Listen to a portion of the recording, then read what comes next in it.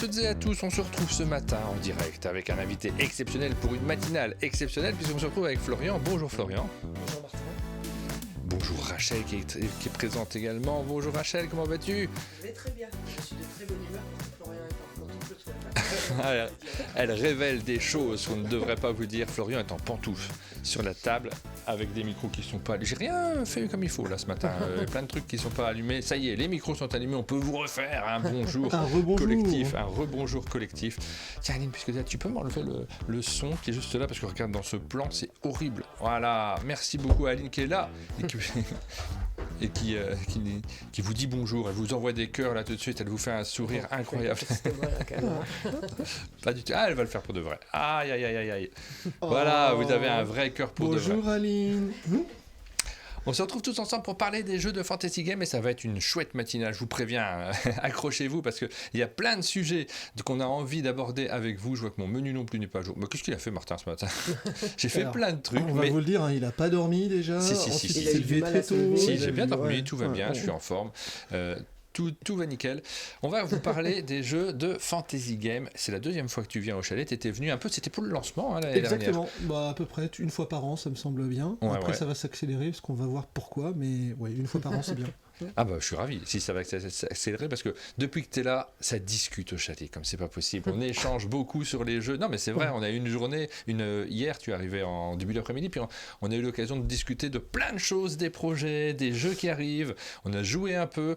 C'est ce que j'adore faire. Hein. Moi je le dis franchement, un monde de jeu, on l'a lancé pour ça, pour pouvoir vivre le jeu de société et les projets créatifs à 100%, et c'est vraiment ce que tous ces échanges, ces perspectives, et ces projets qui sont passionnants, qu'on ne voit pas forcément ailleurs, et vous le savez si vous suivez cette chaîne, on aime bien les jeux experts, et on est parfois un peu frustré de ne parler que de jeux experts qui sont publiés par des étrangers, hein, surtout des Italiens, des Polonais.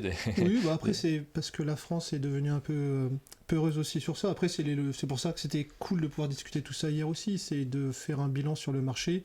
Et il y a quand même pas mal de personnes qui passent au chalet avec des éditeurs et enfin, tout ce qui est le monde du jeu. Et c'est assez enrichissant aussi de pouvoir avoir une vision. Enfin, moi, je suis enfermé dans ma petite cave à longueur de temps. Et d'avoir des échanges différents avec une autre approche, c'est aussi vraiment très important. Après, voilà, moi, c'était mon parti pris. C'est pas parce que je suis français et que je voulais en avoir en France. Hein. Vraiment, c'est parce que j'aime ça et que c'est le jeu expert qui m'anime. Après, voilà, les autres pays sont assez... pertinent pour en faire aussi. Oui. Les Italiens sont très forts, les Espagnols poussent à fond en ce moment. Mais ils ont le marché, ça c'est une question que je me pose à chaque fois, parce qu'évidemment on va parler de ce que tu fais de toi en particulier, et on a tendance à dire il n'y a plus de marché en France pour le jeu expert, on te résume ça de manière caricaturale des fois. Ouais. Et est-ce que les Italiens ils ont un marché qui est plus fort que la France sur le jeu expert? Puisqu'ils en font. Non, après en fait, je pense qu'il y a vraiment... c'est comme souvent en fait, c'est trop réducteur de réduire un marché à son pays. Il faut avoir une vision un peu plus globale et c'est forcément très mondialisé. Les Italiens ont un marché beaucoup plus petit en termes de mass market que ne l'est la France. La France est un des top marchés aujourd'hui avec les États-Unis. Donc c'est vraiment pas la taille du marché qui détermine là où sont les éditeurs qui font les jeux experts. Et là où ils sont très forts, c'est justement qu'ils arrivent à faire en sorte d'exporter. Enfin, quand on peut regarder les Devir ou même les Board & Dice qui arrivent à faire quasiment que des jeux experts, enfin 10 experts, il faudrait qu'ils soient bons, hein, pardon pour la petite vanne, mais... Devir c'est espagnol, Board & Dice c'est quoi, polonais, un truc comme ça? C'est un peu compliqué, parce que je crois que c'est sont tchèques ou polonais, peut-être polonais aussi, peut-être polonais, mais ils ont un truc avec l'Italie, parce que tous leurs auteurs sont beaucoup italiens. Mais ouais, après, c'est très international, et donc du coup, ça représente vraiment ce qu'est le marché international, avant tout. On va rentrer dans tous ces détails-là. Mon menu sous l'écran n'est pas complet, parce qu'il y a quelques petites choses dont on va parler également. Par exemple, on va parler de l'édition de Jeux Experts. Ça, évidemment, on va s'attarder dessus. On a commencé à en parler avec ce que tu fais sur Fantasy Game, les projets qui vont venir. On va parler des jeux qui ont été publiés en 2025, parce que ça y est, il y a des jeux qui sont disponibles dans vos boutiques que vous pouvez acheter, et notamment cette semaine, parce que c'est cette semaine qu'il sort, Kikaï. Ouais. Là, c'est un événement même d'ailleurs, je crois. Pour moi, oui, c'est un événement. Est-ce que pour les gens c'en est un? Je suis pas sûr. Je crois que c'est le premier. Je crois que c'est en fait, on fait des votes toutes les semaines sur les jeux les plus attendus, et il me semble, Rachel, tu confirmes? Non, il y a Sweetlands. C'est Sweetlands, c'est le deuxième du coup. C'est une très chouette semaine pour le jeu expert, avec Sweetlands en premier et Kikaï vraiment fou. Pas très loin en seconde position. Et c'est fou parce que c'est pas du tout la norme d'avoir des jeux experts dans les premières positions. Du tout, dans nos sondages, on voit bien que c'est des jeux qui se sont particulièrement attendu. C'est aujourd'hui sa sortie, nous dit le comptoir des jeux. Merci pour la précision. Vous allez le retrouver dans vos boutiques, là tout de suite. Vous pouvez y aller. Attendez la fin de cette émission, parce que surtout elles sont pas ouvertes à cette heure-ci. Et prendre votre exemplaire de Kikai. Comme quoi le timing il est plutôt bien fait. Hein. Si c'est aujourd'hui la sortie et que je suis là aujourd'hui, on va croire que c'est presque fait exprès. Tu crois que c'est fait exprès? Ouais, on va dire que non. Les jeux de 2025, donc on va parler de ceux qui sont déjà sortis. Les jeux de 2026, on va parler de ceux que tu as prévus pour l'année prochaine. Et il y a plein de projets. Il y aura une minute culturelle. Tu vas nous parler de ce qui te plaît en dehors du jeu de société. Mais il y a aussi la tombola. On fait gagner on fait le tirage au sort de notre tombola dans cette émission. Rachel, cette semaine, c'était quoi qui avait à gagner? De la même manière que la pub que vous avez vue cette semaine, il s'agit donc du jeu Nocturne. Nocturne. Et donc, on dit merci à Lucky Duck au passage et merci à Guillaume pour l'incroyable sous-titrage de la pub pour pas l'avoir en anglais. Oui, c'était super. On vous a diffusé ça sur notre chaîne pendant toute la semaine. Et un grand merci aux éditeurs qui nous soutiennent en nous proposant des publicités notamment. Il y aura ça. Il y a aussi une petite option en plus parce qu'on va vous faire voter pour les jeux dont tu vas nous parler aujourd'hui, Florian. Donc vous allez sortir votre petite application comme d'habitude. umdj.fr, c'est marqué en bas à gauche de votre écran. Donc, vous allez voir, parce que je trappe mon iPad dans le même temps, c'est pour ça que je ne fais pas du sport, vous inquiétez pas. Aucun risque. Bah, tu l'as fait en transportant les jeux de Fantasy C'est vrai, on est hyper musclé maintenant. Vous allez pouvoir voter, mais Johan a fait plein de choses nouvelles sur l'application. Il a lancé je regarde s'il y a beaucoup de monde, là, vous êtes déjà 145, donc je peux en parler là tout de suite.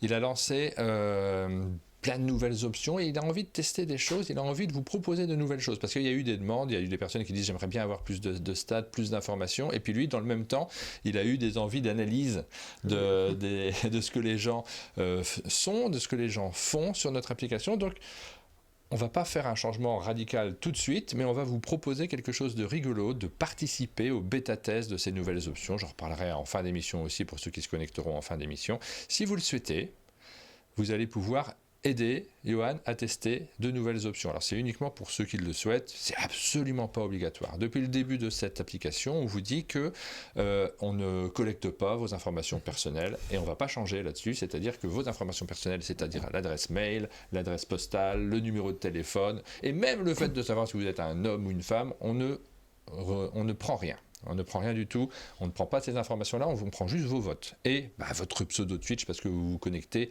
via Twitch. Mais souvent, et on le voit dans les émissions, je ne sais pas si ce sont des hommes ou des femmes, et je fais des erreurs de liaison Oui, c'est difficile derrière un pseudo. Ouais, c'est ça, et c'est très bien comme ça. Mais par contre, on aimerait bien savoir des petites infos en plus du genre, est-ce que vous êtes fan de Roll and Write? Est-ce que vous êtes fan de jeux coopératifs? Non. Voilà, vous allez pouvoir nous donner ce genre d'informations, donc vous allez pouvoir participer à un sondage un peu plus spécifique sur ces informations-là. Si vous le souhaitez uniquement, on va se connecter. Je vais me connecter à l'appli en même temps pour vous montrer ce dont il s'agit. Et ceux qui le souhaitent, vous pouvez nous donner ces informations-là. Il y a un échange. Mais c'est quand même mieux de le remplir. Oui, pour nous, ce sera mieux de le remplir pour... alors, peut-être à terme, on le proposera pour tout le monde, mais là, c'est une phase de bêta-test. Donc, c'est pour ça qu'on compte sur votre aide. On l'impose pas à tout le monde, c'est les gens qui veulent bien remplir pour voir si ça marche. Donc là, il a activé un petit bouton en plus. Si vous le souhaitez, vous le faites. Si vous ne le souhaitez pas, vous ne le faites pas. Il n'y a rien d'obligatoire du tout. Participez à la... Comment il a appelé ça ? À la bêta statistique. Bêta statistique. Donc, vous cliquez dessus. Et après, vous aurez accès à votre profil. Alors, ça marche là-haut. Vous avez un petit engrenage qui s'est affiché à la place du crayon. Et sur cet engrenage, hop, vous avez la bêta statistique où vous pouvez éditer toujours, parce que c'est une page profil qui se crée d'un seul coup. Vous pouvez éditer votre patate. Donc, c'est là qu'on y aura accès ensuite. Et puis, il y aura d'autres choses qui vont s'afficher. Et vous allez pouvoir remplir votre profil de joueur en nous marquant ce que vous êtes.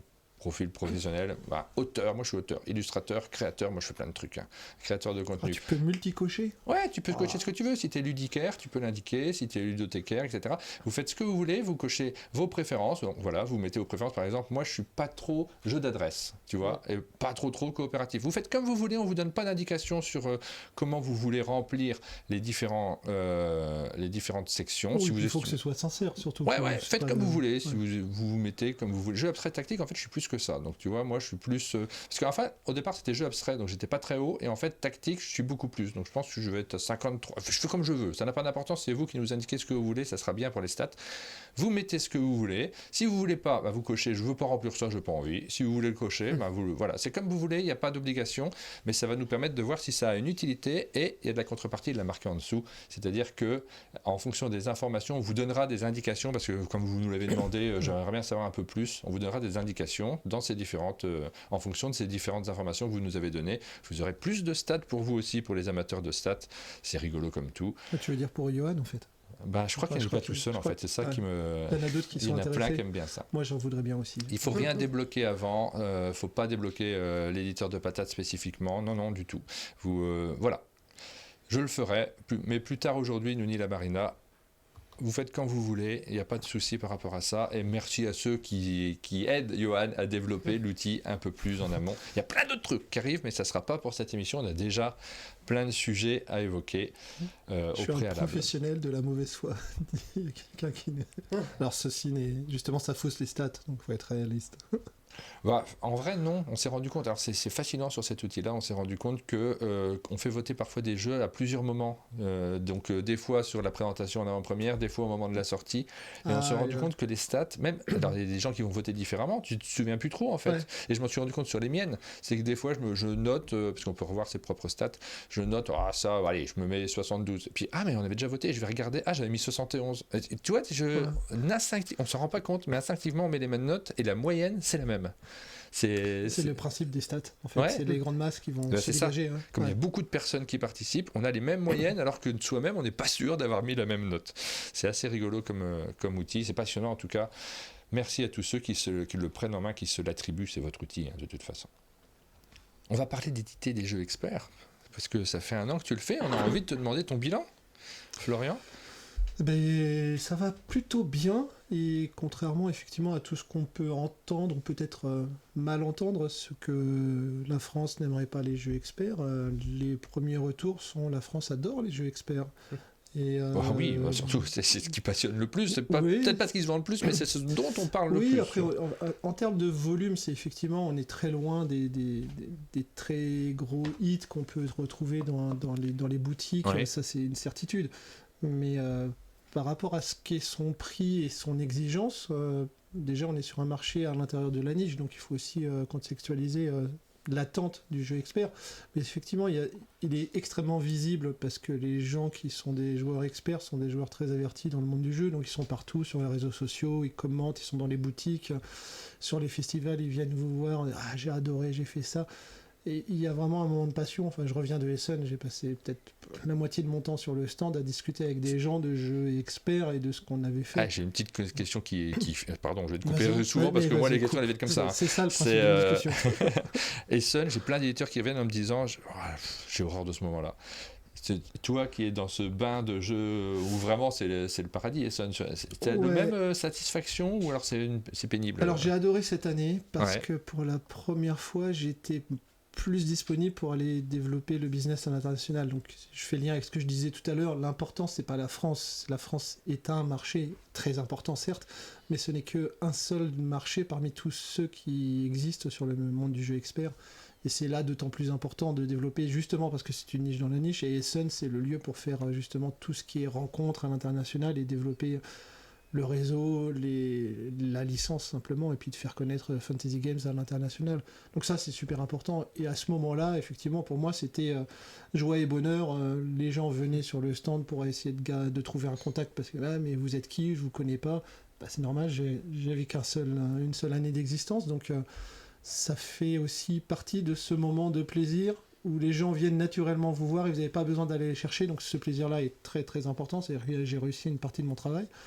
Et le jeu expert attire d'autant plus, et là je le constate à l'étranger, c'est qu'effectivement comme il y a assez peu d'éditeurs qui le produisent et qui prennent ce risque qui est vraiment très très important. Il ne faut jamais penser que c'est facile de faire le jeu expert, c'est vraiment des risques beaucoup plus importants que d'autres types de jeux. Et du coup cet engouement sur Essen c'est vraiment ressenti. Après il y a le moment de Essen où ça fait plaisir et la transformation en termes de business, de développement, etc. Et ça, c'est plusieurs étapes et ça va durer toute cette année. Mais là, les premières approches sont extrêmement satisfaisantes. Et ouais, c'était un vraiment très très bel Essen et c'était un très très bon moment. Et c'est vraiment le marché, la foire où il faut être pour développer ce moment international. Oui. Cannes est super, mais n'a pas cette connotation internationale aussi importante que ne l'est Essen. Tu vendais les jeux sur le salon? Ouais. Donc ça, c'est un critère qui est important. Je ne t'ai pas donné. Je pense, est-ce que tu as fait du bénéfice sur Non. Essen? Ça, c'est une question qu'on se pose à chaque fois. Non, mais c'est une excellente remarque parce que c'est vrai que ça coûte extrêmement cher. En plus, Cannes et Essen sont des très très Cannes, gros t'es sûr festivals. de ne pas faire de bénéfice. Essen, Cannes, tu perds de peu. l'argent, c'est sûr. Mais Essen, au final, tu rentabilises l'intégralité de tes investissements qui sont colossaux à la hauteur de ce que je représente. Pour parler chiffres, moi, ça m'a coûté à peu près 10 000 euros d'aller sur Essen. Et ça m'a permis de revenir sans avoir dépensé d'argent. C'est-à-dire que j'ai réussi à faire en sorte que ma trésorerie soit stabilisée avec les ventes. Donc c'est extrêmement cher. Bienvenue dans le monde professionnel, on se rend pas Bienvenue compte. dans le monde. Mais même nous, nous on n'a pas de stand ni rien, on vend rien, mais ça nous coûte, je sais pas, bien sûr, 3 000 euros, Essen, faut mais essayer les gens d'évaluer. qui vont acheter des jeux sont pires que ça, c'est qu'ils vont acheter des jeux, donc dépenser en plus de leurs hôtels, etc., et leurs dépenses de voiture, ils vont aller en plus acheter des jeux. Donc déjà, merci d'être venu acheter des jeux, merci. Et vraiment, pour nous, c'est vraiment colossal en termes d'investissement. Il y a une question pertinente dans le chat, c'est vrai qu'on entend souvent plus parler de Nuremberg pour le marché international. Oui, c'est vrai. Après, Nuremberg est connoté jeux, toys aussi, donc il est encore plus gros. Tu y vas toi à Nuremberg?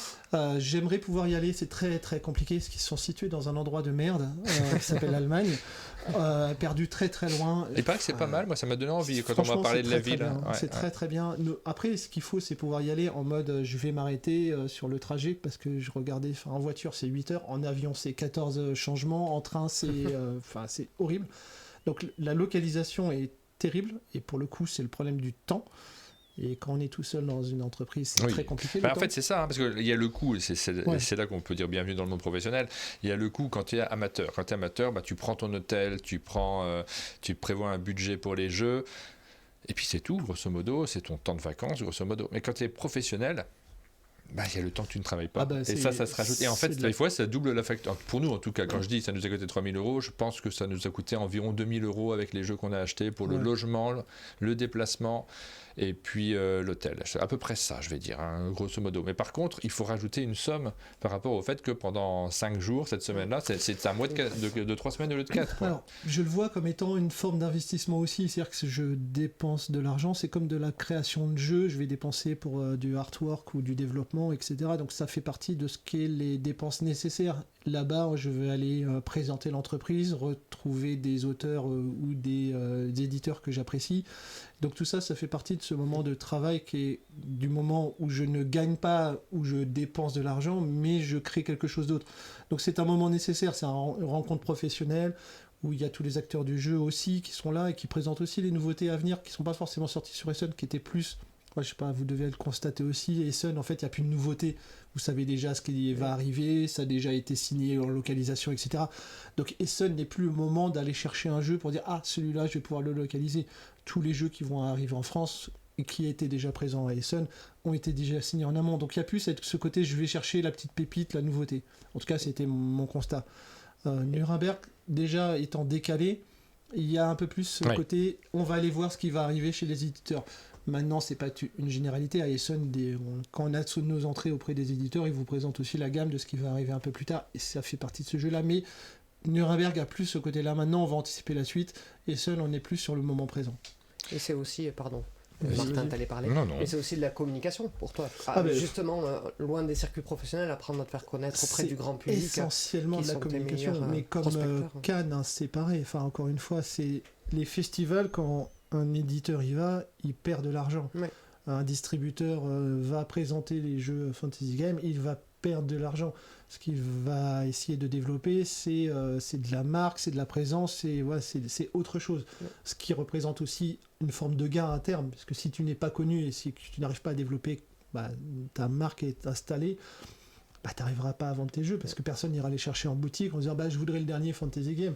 Donc, évidemment que c'est nécessaire d'être présent, et évidemment que c'est un coût, mais ce n'est absolument pas rentable. Donc quand vous allez sur les festivals, remerciez vraiment toutes les personnes que vous croisez, c'est un coût incroyable, et une débauche d'énergie qui est colossale par rapport à ce qu'on peut en retirer en termes de pérennisation financière. Et si vous voulez que vos éditeurs survivent, il faut aussi qu'ils puissent gagner de l'argent. Ça, c'est une évidence. Tu es un grand pratiquant des merci. J'ai vu que justement après Essen, tu avais remercié ton Oui. équipe d'animation qui t'avait laissé justement suffisamment de temps libre. On n'est jamais tout seul. Il y a toujours des gens qui vous entourent et il faut aussi reconnaître que sans ces gens-là, vous n'auriez jamais la possibilité de faire tout ce que vous faites. Et de la même façon, Moi les aussi. auteurs Moi, ça produisent serait les jeux pareil. qu'on vend. Dites merci aux gens. Dites merci aux gens. Puis un petit merci, ça fait jamais de mal. Oui, et ça fait plaisir à ceux qui le donnent aussi. Moi, je remercie de temps en temps mes collaborateurs, mais c'est pour moi, c'est pas pour eux. Ouais. Il faut d'abord, c'est d'abord nous. Oui, évidemment. C'est pour me dire, je suis quelqu'un qui dit merci. Après, j'écoute pas ce qu'ils me répondent, ça m'intéresse pas. Alors, tu t'es lancé l'année dernière, je ne me suis pas fait mal, je rassure tout le monde. En 2024, pour éditer des jeux de société experts. Tu avais déjà une expérience dans l'édition, tu avais travaillé avant dans plein de domaines différents, mais notamment pour Silex. Tu avais fait quelques jeux dont on a beaucoup parlé sur notre chaîne, Discordia parmi eux. Amalfi. Il y a eu plusieurs expériences passionnantes. Et l'année dernière, tu as lancé ta propre boîte pour éditer des jeux, mais vraiment expert, en te disant je m'en fiche, moi je vais à contre-courant, je vais faire ce qui m'intéresse, et je sentais vraiment que ça te tenait à cœur. On a eu des échanges et des discussions sur pourquoi éditer, pourquoi faire des jeux de société. Je suis assez radical dans toutes mes approches, donc ça va se ressentir très fortement dans tous mes discours. Si je n'étais pas convaincu, je pense que je n'arriverais pas à le faire vu la difficulté. Encore une fois, ça semble simple, mais le marché est très complexe. Les éditeurs ne vont pas tous très bien. Oui. Et c'est très compliqué d'arriver à sortir un jeu aujourd'hui, ne serait-ce que pour arriver à simplement le faire éditer. Donc il faut bien comprendre que c'est pas simple. Et j'ai donc cette nécessité d'être convaincu, et donc ça se ressent aussi dans mon discours qui est très engagé. T'es convaincu et convaincant. convaincant. J'espère être convaincant aussi. Encore une fois, il y a un parti de promotion et de faire exister une entreprise. Il faut déjà être convaincu de ce qu'on fait avant d'être convaincant. Oui. Ouais. Voilà les 4 jeux de l'année 2025, on va en parler maintenant. Un pari sur une première année qui est impressionnant, puisque 4 jeux, c'est pas rien. Kikai, donc c'est celui qui sort aujourd'hui. Stephens, qui sort le 21 novembre. C'est ça. Il est sorti en fait il y a à peu près un mois. Oui, parce qu'on en a parlé il y a un mois. Ouais, ça. On a fait même une vidéo avec Pénélope qui était présente. Et effectivement, c'était prévu il y a un mois. Dans les ordres de choses qui se passent mal, voilà une petite histoire. On a le temps d'une anecdote. Alors le jeu devait sortir. Je t'ai pas attendu pour la réponse. Le jeu devait sortir il y a à peu près un mois. Et puis au moment de la sortie, l'usine chinoise me dit on a retrouvé les scorepads. Elles ne sont pas dans les boîtes.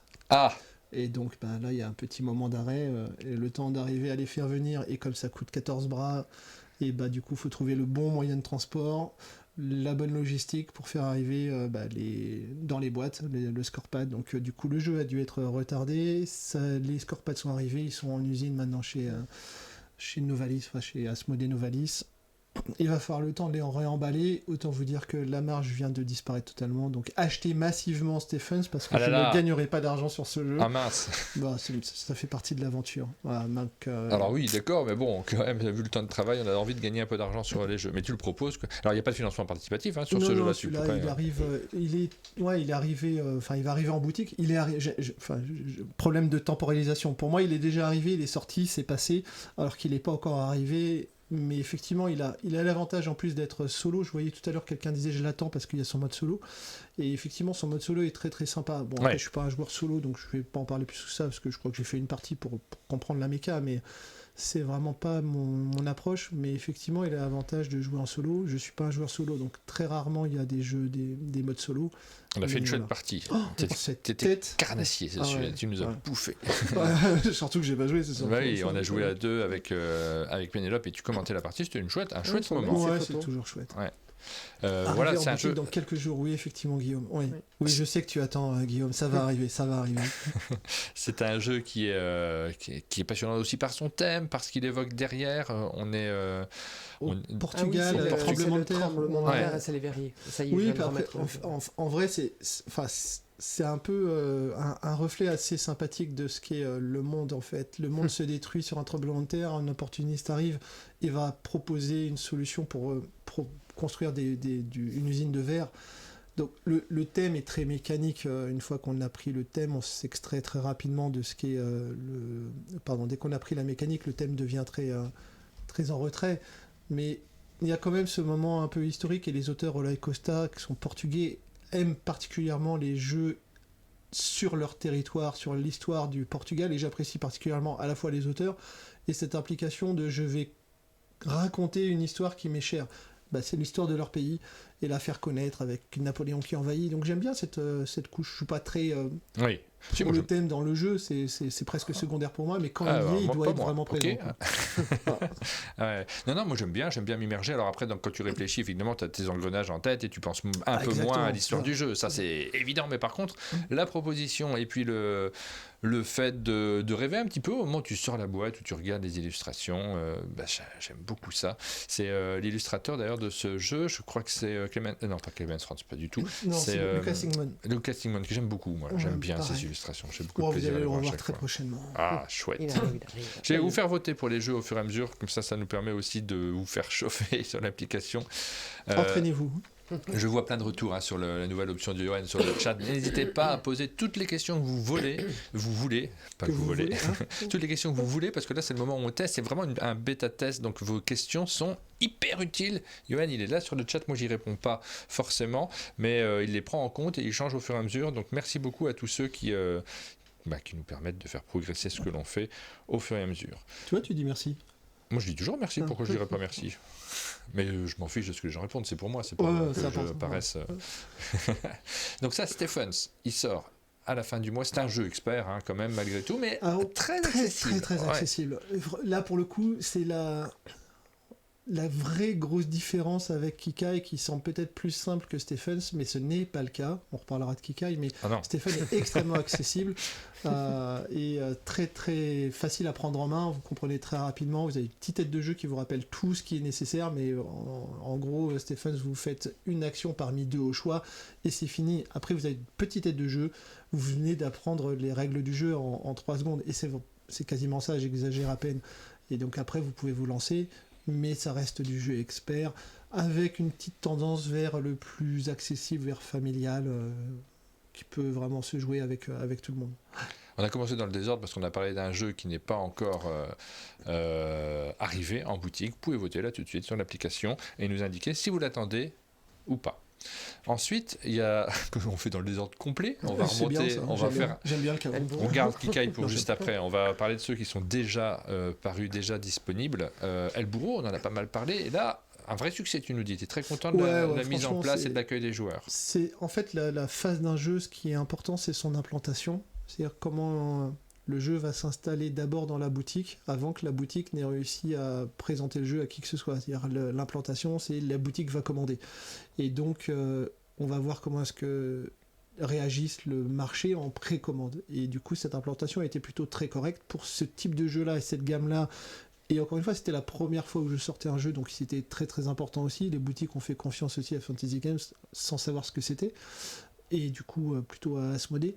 Mais c'était terriblement risqué parce que premier jeu extrêmement complexe. Après, il avait l'avantage d'être déjà connu par le fait de la Granja. Donc on partait pas non plus dans un inconnu total. Et plutôt très très bon retour. Il reste quand même des copies encore aujourd'hui, donc c'est pas épuisé, mais on peut le trouver en boutique. On peut le trouver en boutique. C'est le moment de parler de ton modèle là-dessus. Quand tu as édité un jeu comme ça, que le succès est au rendez-vous, comment tu te situes, parce que c'est vraiment le débat systématiquement, comment tu te situes par rapport à la réédition des jeux, au fait de refaire un tirage? En vrai, c'est pas moi qui vais décider. Je suis sollicité par le distributeur. Donc quand on est dans un modèle comme cela, édition avec une relation édition-distribution, le distributeur a toutes les statistiques, les chiffres. Donc j'ai évoqué l'implantation, donc c'est plutôt la sollicitation du distributeur. Le distributeur a ses statistiques de savoir comment est-ce qu'elle s'est implantée, quelle est la vitesse d'écoulement du stock, est-ce qu'il y a ce réassort. Donc ça, c'est la deuxième phase. Est-ce que les boutiques, une fois qu'elles ont réussi à vendre leur jeu qui a été implanté, est-ce qu'elles reviennent et est-ce qu'elles en recommandent? Et c'est à ce moment-là qu'on voit s'il y a effectivement ce deuxième print. Je pense pas qu'il y aura un deuxième prix aujourd'hui. Ah, il reste du stock. Dépêchez-vous. Donc, Dépêchez-vous, et je vais vous faire voter aussi, mais je veux juste vous en reparler un tout petit peu parce que c'est vrai qu'on n'est pas rentré dans la mécanique. El Burro, c'est un gros jeu, c'est un vrai jeu expert. Vous allez y passer un certain temps, surtout si vous y jouez à 3 ou 4, parce que forcément ça décuple le temps du jeu. C'est un jeu qui est, alors de mon point de vue, on a tous des avis qui sont différents là-dessus, qui est hyper accessible dans la compréhension de ce qu'il faut faire en termes de règles. Rachel se marre. Parce que... non, mais c'est bien de le dire parce qu'on a toutes des approches qui ne sont pas les mêmes. C'est moins le cas pour toi sur El Burro, non? Non, en fait, c'est marrant cette différence qu'on a. C'est que, comment dire, parce qu'on va parler de Kikai, et Kikai, moi, les règles sont simples, les implications sont importantes, mais moi, j'ai plus de problèmes avec l'application des règles qu'avec comment j'appréhende ce que je suis en train de faire. J'ai besoin de jouer, mais on en reparlera quand viendra la partie Kikai. Non, mais on est tous un peu différents. Non, mais sur Kikai, je suis pas mal à l'aise, du tout. Bien au contraire. Non, c'est pas une question de mal à l'aise. Mais... On parle d'appréhension des règles. On parle de ça, de le fait de comprendre après la lecture des règles ce qu'il faut faire directement. Et pour vous traduire rapidement la conversation, sur El Burro, je suis à mon aise. Sur La Granja, c'était incroyable ce jeu dont il est issu. Sur La Granja, une lecture des règles, une partie, et je connais toujours le jeu. Je sais toujours ce qu'il faut faire aujourd'hui. Et je sais pas pourquoi, je sais pas comment l'expliquer, mais il y a quelque chose de hyper logique dans ce jeu. Côté où je fais quelque chose et je reçois quelque chose, donc on comprend très vite les connexions, donc on va collecter de la ressource qu'on va pouvoir dépenser pour pouvoir améliorer d'autres éléments, ou jouer une carte qui va nous upgrader quelque chose qui va nous aider, et on comprend bien ce que le thème est très présent aussi, mine de rien, c'est qu'on va développer notre ferme, et on comprend bien à quoi ça va nous servir dans la mécanique du jeu. Donc il y a ce lien qui est assez simple dans la règle, et c'est là, c'est très drôle, parce que vous évoquez effectivement cette approche entre la règle et le jeu. La règle de El Burro fait 32 pages ou 36 pages, je ne sais plus. Kikai en fait 12 ou 16. Et pourtant, en termes de profondeur, de complexité et d'appréhension du jeu, de comment est-ce que j'ai ma relation, ce que tu évoquais, Rachel, effectivement, je comprends la règle, mais est-ce que j'ai compris le jeu? Il y a quelque chose qui est assez différent. Et El Burro semble compliqué parce que si on ouvre la boîte, oh là là, ça va être dur. Non, mais il y a plus de règles. Il y a plus de règles. choses dans El Burro, mais ce sont des règles qui sont. L'objectif, il est simple. Vous récoltez des ressources et vous allez les vendre et les transformer en points de victoire en les expédients de diverses manières. Mais derrière, il y a plusieurs étapes suivantes. Il y a l'étape de la sieste qui va définir l'ordre du tour. Il y a quelques étapes comme ça qu'il faut comprendre différemment et dont les implications sont assez claires. Dans un jeu comme Kikai, on va en parler maintenant puisqu'on a commencé à parler de Kikai, dans un jeu comme celui-ci, c'est une sorte d'engrenage. Tout est interlié, ce qui fait qu'il faut comprendre l'ensemble d'un coup pour réussir à s'en sortir. Et j'ai eu plus de mal, moi, sur l'appréhension de ce qu'il fallait faire sur Kikai. Maintenant, je l'ai bien compris. Et en fait, en le reformulant, peut-être qu'en le reformulant différemment, je l'aurais mieux compris parce qu'il y a un petit côté pick-up and delivery dans un Kikai. Oui, après, on va construire un moteur à travers ces constructions, les pieds, corps et tête du Kikai. Mais effectivement, en fait, c'est un jeu assez classique, sauf qu'il est présenté de manière très différente. Donc, on se retrouve avec quelque chose qui n'est pas si évident à appréhender. Vous allez devoir connecter. Les connexions, c'est facile. Il va falloir ramener des fans qui sont à la couleur du Kikai. C'est facile, on a compris la complexité et comment est-ce qu'on va lier l'ensemble de tout ça par rapport à nos actions et surtout à des contraintes. Encore une fois, les cartes sont vitales, il va falloir avoir des échelles et vous allez devoir construire un moteur. Donc n'y allez pas en vous disant « Ah, c'est joli, c'est mignon, c'est sympathique ». Le jeu, c'est du jeu expert, c'est complexe, ce n'est pas fait pour tout le monde, donc achetez-le parce que c'est super, mais encore une fois, découvrez-le avant, je l'ai installé sur BGA, vous allez pouvoir le découvrir, n'achetez pas de manière impulsive, découvrez un jeu avant d'acheter, c'est important. Et puis jouez-le sur BGA parce que vraiment j'ai été bluffé par la qualité du tutoriel. Le tuto est très bien fait, et au moins ça vous permet de comprendre les règles, et surtout comprendre les règles, il n'y en a pas beaucoup, mais si vous en oubliez un point, vous ratez votre jeu. Encore une fois, il y a une contrainte au niveau on va parler 3 secondes, je vois pas mal de retours en ce moment, c'est « Ah là là, le jeu, on n'arrive pas à faire ce qu'on veut ». Mais oui, mais c'est prévu parce que vous jouez mal en fait, et apprenez à jouer.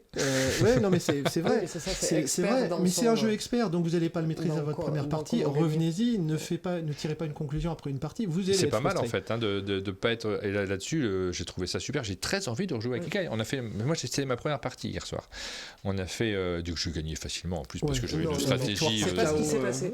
Moi, sur un jeu comme ça où vraiment à son tour on a le choix en jouant une carte entre 4 actions, j'essaye des choses. On a joué à deux. Et C'est un jeu à deux. Voilà, je joue vite.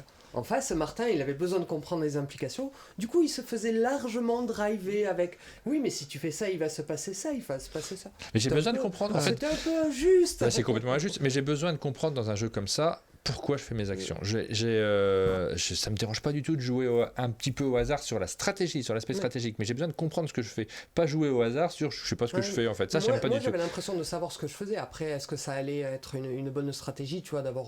Moi, j'ai ouvert tous les ça, c'est autre réseaux chose. en se disant que le fait qu'ils payent l'utilisation de mon réseau, ça allait me suffire pour gagner. Spoiler alerte, non, très mauvaise idée. Mais l'aspect stratégique il était ultra simple chez moi. Oui. C'était juste je voulais poser mes éléments pour gagner par Ouais. KO comme tu le dis. Oui, après, c'est pas si simple. Donc, ça s'appelle une victoire médiatique, parce qu'on va poser tous ces petits panneaux publicitaires.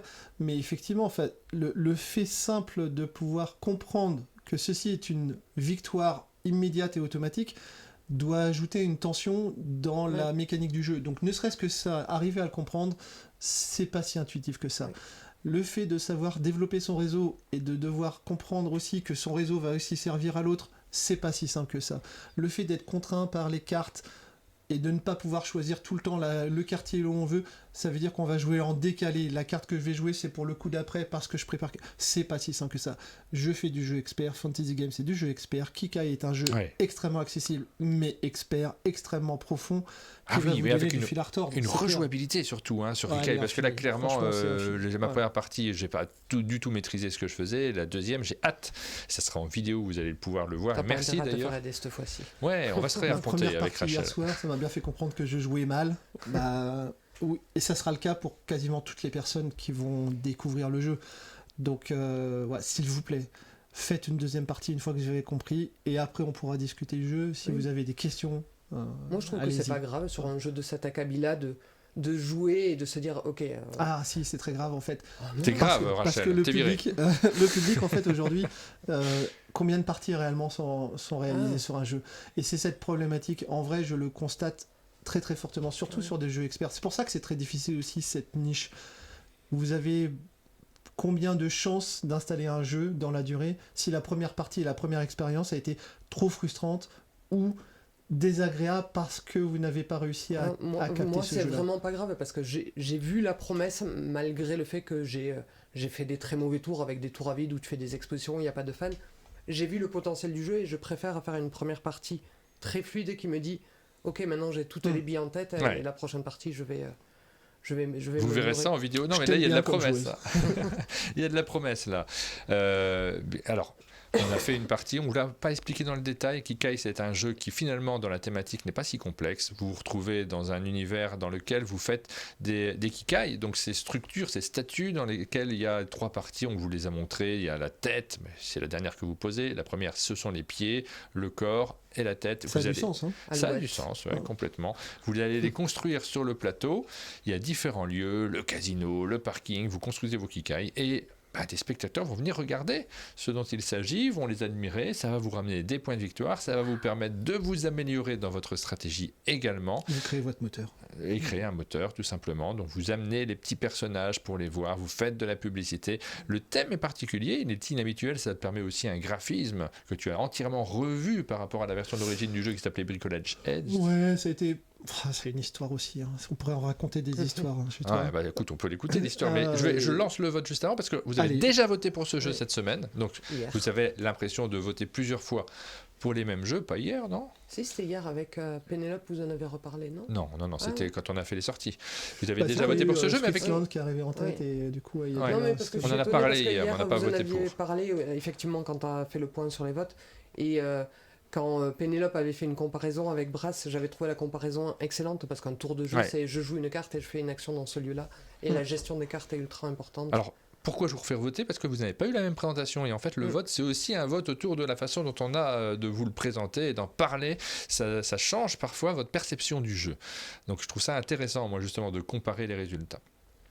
Merci d'ailleurs à Méthode X qui a fait un petit commentaire sur la vidéo qu'on a faite sur El Bureau en disant que c'était très chouette de nous voir jouer sur ce jeu. On fait ces vidéos pour ça. Je me suis rendu compte que notre fiche elle n'est pas à jour. Il faut qu'on remette la vidéo sur la fiche de El Bureau. Ouais. Je me note. Oui, bon. Exactement, ta Gimp, c'est ça. Voilà, pour ce jeu qui est particulier, qui est inhabituel, et j'aime bien, Merci. moi, être un peu bloqué sur la première partie, tu sais, de me dire, ah mais j'ai pas tout là, j'ai pas tous les éléments, c'est pas si simple pour moi, ça veut dire que c'est pas un jeu auquel je suis habitué à jouer. Là, il faut effectivement y revenir. Et je pense qu'une fois qu'on a compris les implications des différents éléments et que le jeu a 3 ressources, hein, les échelles, les énergies et les haut-parleurs, et chacun a 2 fonctions. Une fois qu'on a compris ça, en fait, on peut se lancer plus en profondeur. Mais le jeu est d'une richesse et d'une profondeur assez incroyable. Et c'est vraiment tout le plaisir que j'ai eu à découvrir ce jeu et à retravailler dessus. Ça a été pour si peu de choses, une telle profondeur. Je pense que c'est ma petite pépite. Alors je sais que tu es très fan de El Bureau et je l'adore aussi. Je suis mais fan de plein de celui-ci jeux, moi, tu sais. a cette immédiateté pour moi dans ma tête, ça a fait un plop de oh là, avec si peu de choses, on arrive à faire autant de choses. Ah, c'était incroyable. Merci pour tous vos commentaires, vous êtes passionnés ce matin. On est dans une ère, nous dit Rodrigue Game Z, où les gens consomment énormément de jeux, peu de gens rejouent 3 fois au même jeu. Ils font ce qu'ils veulent, ce qu'ils veulent les gens. Évidemment, si c'est leur plaisir, faites ce que vous voulez bien sûr, mais je suis d'accord avec toi, la dynamique des jeux experts est différente, il faut du tryhard, du ponçage. Les jeux experts, c'est la vie, c'est là que toi tu prends ton plaisir, Rodrigue Game. Moi aussi, j'aime bien enchaîner les parties. Quand il y en a un auquel je m'accroche et dont je fais plein de parties à la suite, c'est vraiment un plaisir particulier.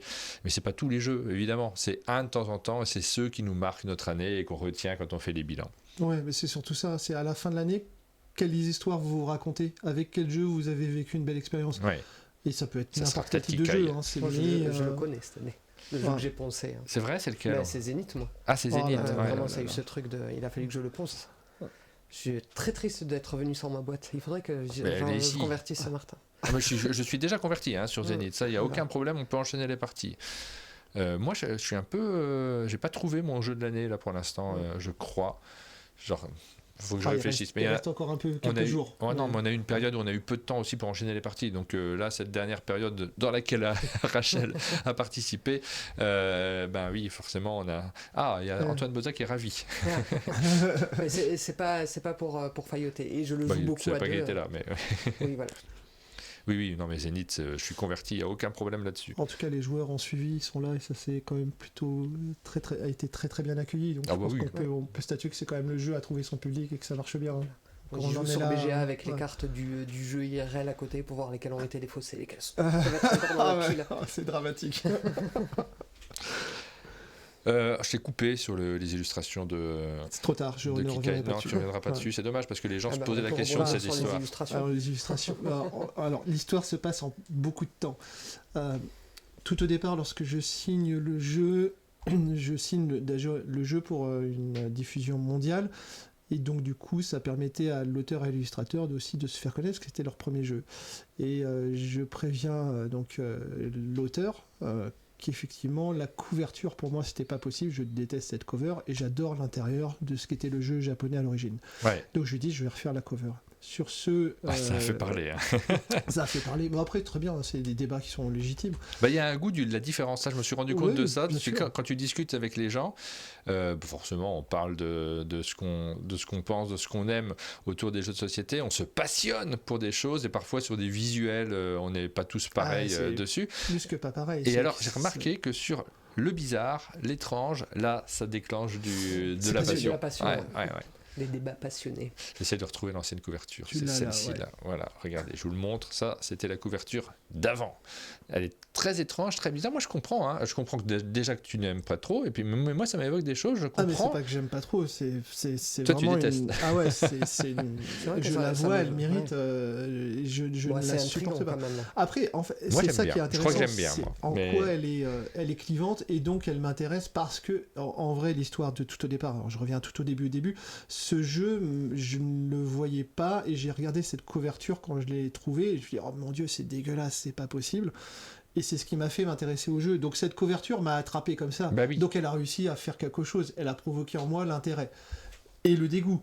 je n'apprécie absolument pas esthétiquement ce qu'elle me renvoie. Moi, ça m'évoque plein de trucs par rapport aux Ah, mais auteurs de ça- manga et à certains types. Je vois du ninja. On est dans du Ninja, Amer Béton à Genji, l'origine. Ouais. Non, mais on est C'est dans des très choses. cauchemardesque, Ouais, c'est très- Ouais, j'aime bien ce bizarre-là me plaît. Enfin, c'est trop weird Et pour moi. Par Donc, contre, je suis d'accord, effectivement, dans les commentaires que je lis là tout de suite, j'aime bien les deux. C'est-à-dire que ce que tu as proposé, elle est Bah, super aussi, franchement. En plus, derrière, c'est que, encore une fois, j'en reviens entre l'illustration et le marché qui est nécessaire de toucher, c'est-à-dire à l'international, la couverture telle qu'elle était à l'origine était un frein pour pouvoir faire de la vente en boutique. Elle aurait peut-être plu à quelques-uns, elle aurait intrigué certains autres, mais en termes d'impact pour pouvoir faire une vente plus importante que simplement quelques personnes point de vue qui commercial ont est un important, esthète. bien sûr. Voilà, il était impossible de pouvoir le faire. Donc c'était un parti nécessaire.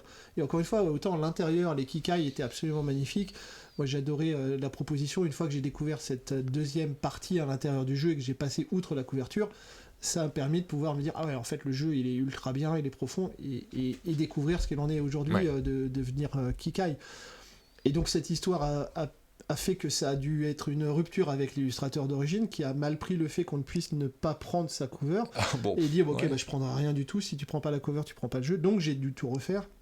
Et puis par la suite il s'est avéré que l'auteur et l'illustrateur s'étaient fâchés du fait de cette mésentente.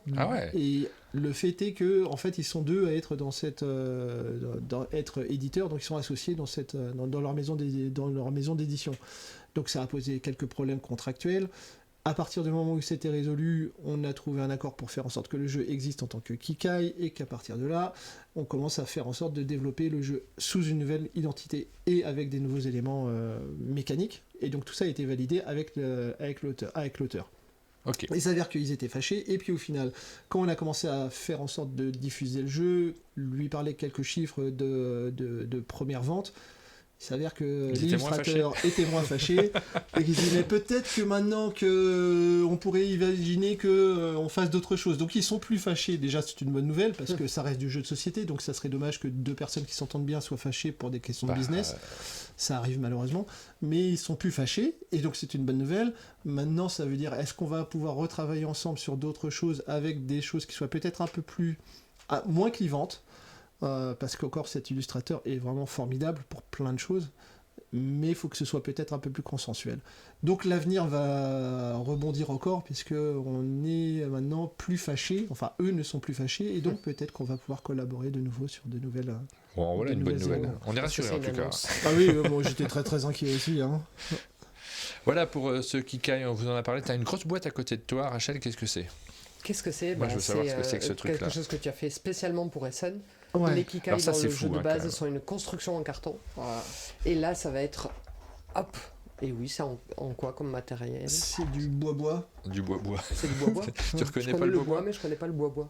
Regardez, il y a des Kikai en bois-bois. On va jouer avec dans la vidéo parce qu'on va pas se priver. C'est incroyable, ça, ce matériel, ça sert à rien. Ça change rien au jeu. Ça change tout. Ça change tout. Si vous ne l'avez pas, c'est vous devez voilà. Si à 50 ans vous n'avez pas une boîte Kikai en bois, vous avez raté votre vie. D'un point de vue mécanique, ça ne sert à rien. Alors tu essaies de le vendre, mais il n'y en a plus. C'est ça. Donc tu l'as proposé sur Essen. Tu as fait un tirage de combien ? Une centaine d'exemplaires seulement ? Exactement 100 boîtes. Et c'était complètement débile. En fait, des gens qui m'ont aidé à développer m'ont dit j'aurais bien voulu ça, etc. Je fais le bruit parce que ça va énerver certains, mais quand même, c'est ça qu'on fait. Ouais. Faut montrer que c'est du vrai bois. Et du coup, après, on s'est retrouvé avec une idée débile en tête. Et quand je suis avec une idée débile en tête, j'aime bien aller au bout des idées débiles. Et je me suis dit, ok, on verra bien. Je ne savais pas si le jeu allait pouvoir fonctionner. Donc je me suis dit, on va quand même limiter. Donc j'ai fait un tirage extrêmement risqué parce que ça coûte extrêmement cher de produire ces 100 boîtes en bois. T'as eu combien de demandes depuis que tout est écoulé 250 à peu près. C'est vrai, donc tu aurais pu en faire 500 en vrai. Je pense que ça aurait été très très déraisonnable. Et je n'étais pas prêt à assumer ce risque. On n'aurait pas mis l'entreprise en péril. Ne râlez pas là-dessus, parce que vraiment... très compliqué. Ouais, la trésorerie aurait un peu pâti. Après, a posteriori, c'est toujours facile de « Ah, j'aurais pu, j'aurais dû ». En vrai, j'en savais rien. Je voulais me faire plaisir et faire plaisir aux gens qui m'avaient accompagné aussi sur le développement du jeu. Et je pense que c'était d'abord cette démarche-là. Ensuite, il y avait aussi une nécessité de communication. Encore une fois, on revient. Essen, ça permet de communiquer aussi à l'international. Ouais. Et d'avoir ce petit quelque chose-là, que les gens qui venaient acheter et découvrir Kikai sur Essen puissent repartir avec ce type de boîte-là. J'espère que ça puisse faire son effet aussi, que ça puisse après s'infuser dans d'autres pays et que d'autres éditeurs viennent s'intéresser et que du coup ça puisse déclencher quelque chose. Donc il y a un côté marketing aussi très très ou important. se vendre hors de prix sur les sites de vente en ligne. C'est plus mon... Tant mieux. Tu l'as vu passer sur les sites de vente en ligne revendu ? Je sais pas, j'ai pas regardé, Non, mais moi j'espère quand qu'ils vont il m'a regarder donné un le prix de revient de ces trucs-là et le prix de vente, j'étais mais attends, je travaille dans le commerce, c'est un mauvais. Ouais, non, Oui, c'est un ouais, mauvais calcul, t'as pas hein. fait de bénéfice du tout dessus. C'était juste une opération. Ouais, c'est à blanc, mais encore une fois, c'est comme d'aller à Essen à un moment. L'idée, c'est pas de dégager une marge, c'est de faire en sorte que il y ait quelque chose qui puisse être déclencheur chez les gens. Est-ce que ça va déclencher un coup de cœur ? Est-ce que ça va déclencher de l'intérêt ? Est-ce que c'est une curiosité ? C'est totalement inutile dans le jeu. Vous avez déjà tous les éléments pour jouer avec la boîte. C'est agréable. Hein. Mais par contre, parce que voilà, sinon, c'est des petits. C'est pas des agréables non plus. Hein. C'est des petits éléments en carton qui sont recomposés. C'est plutôt chouette, hein, je trouve. Ils sont plutôt très très cool. Après, il y a en fait c'est toujours le. Et aller plus loin. Vous avez envie d'avoir toujours quelque chose qui est un peu plus... Aller plus haut. Un peu plus de luxifié. Et ceci est totalement inutile, comme tous les éléments de luxifié. Mais une fois que vous l'avez, c'est totalement indispensable. Donc voilà, après, on verra comment se comporte le jeu. Est-ce qu'il est vraiment bien accueilli ? Encore une fois, on en revient, cette première implantation est excellente. On verra comment se réassort ce produit. Est-ce qu'il y aura un retirage ? S'il y a un retirage, je pense qu'il y aura de toute façon quelques éléments en bois qui vont arriver aussi. Ah, tu referais. Ça vaudrait le coup d'en avoir à Cannes. Ça serait le timing est un peu short, mais c'est vrai ouais, c'est jouable. Mais c'est jouable. Allez, alors, on relève le défi. Je vous fais. Oui. Ouais, moi je relève le défi. On relève le défi. On en veut. Je vous fais un truc. Je vous propose de voter sur ceux qui caillent en bois. Je lance un vote, mais d'habitude, je vous dis de mettre ce que vous voulez par rapport à votre attente et tout ça. N'hésitez pas d'aller à fond si vous voulez. Si vous pensez que vous allez l'acheter, mettez 100 en fait en termes de vote. Mettez la barre à 100. C'était combien le prix ? C'était 30 €. 35 €. 35 €. Le Kikai bois, c'est 35 €. Ouais. Donc hop, vous allez voter pour le Kikai bois. Et si vous pensez l'acheter à 35 €, si vous tombez sur un exemplaire, vous me le mettez à 100. Puis si vous ne pensez pas ou vous ne savez pas, là vous faites ce que vous voulez. Mais c'est juste pour avoir une indication de qui êtes-vous, ceux qui veulent le prendre. Et parmi évidemment ceux qui suivent la chaîne d'un monde de jeux, petit vote particulier là-dessus. On a un dernier jeu qui est sorti en 2025, c'est Lynx. Alors celui-ci, tu m'as dit qu'il n'y en a plus de boîtes quasiment dans quelques boutiques qui doivent en rester. Ouais, j'ai tout vendu. Après, j'en ai quelques-uns encore pour faire tourner sur les festivals parce que c'est un jeu que je trouve très très adapté sur les festivals. Mais vraiment original celui-ci, avec un thème assez inattendu. Hein. Vous allez tuer des animaux et vendre leur fourrure. On va pas tuer les animaux. Non, on va juste enlever la fourrure et on les laisse repartir. Et on les laisse repartir. Ah oui, tout va bien, tout va bien. Hein. Mais je mange de la viande aussi tous les jours. Non, mais je dis c'est particulier dans cette période. Après, c'est difficile. C'est le type de jeu qui n'est pas simple à présenter commercialement. En fait, il y a plusieurs aspects dans ce jeu. Au-delà du jeu, encore une fois, reparlons de l'origine de ce jeu-là. L'auteur, quand il l'a pensé, il est parti d'un fait de les autochtones, que sont les Indiens d'Amérique du Nord, au XVIIIe siècle.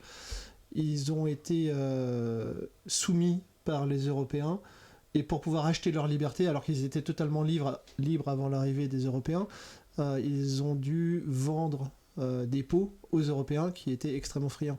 Donc ça fait partie d'un processus aussi historique, pour moi, est important. Après, la mécanique du jeu, elle est plus légère. C'est pareil, une fois que vous avez compris ce que vous faites, vous faites très très vite abstraction du thème en soi. Oui, évidemment. Non, mais le thème est très très présent dans le jeu, hein, quand même. Le thème est présent parce que vous allez devoir vendre vos peaux à un moment. Non, c'est pas un thème. Non, et puis pour le coup, vous êtes vraiment sur une place de marché. Si je vais chasser à ce moment-là, je vais avoir ma peau.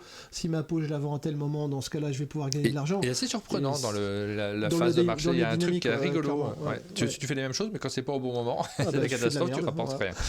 Je vous lance le vote sur ce jeu-là également. Alors, il est plus disponible si on regarde les 4 jeux qui ont été publiés en 2025. Stephens, donc il va arriver le 21 novembre, donc il sera disponible. Kikai, ça va être chaud d'en récupérer un là. Il sort cette semaine, mais si vous ne vous dépêchez pas de le prendre dans vos boutiques, ça risque il risque de plus en avoir trop.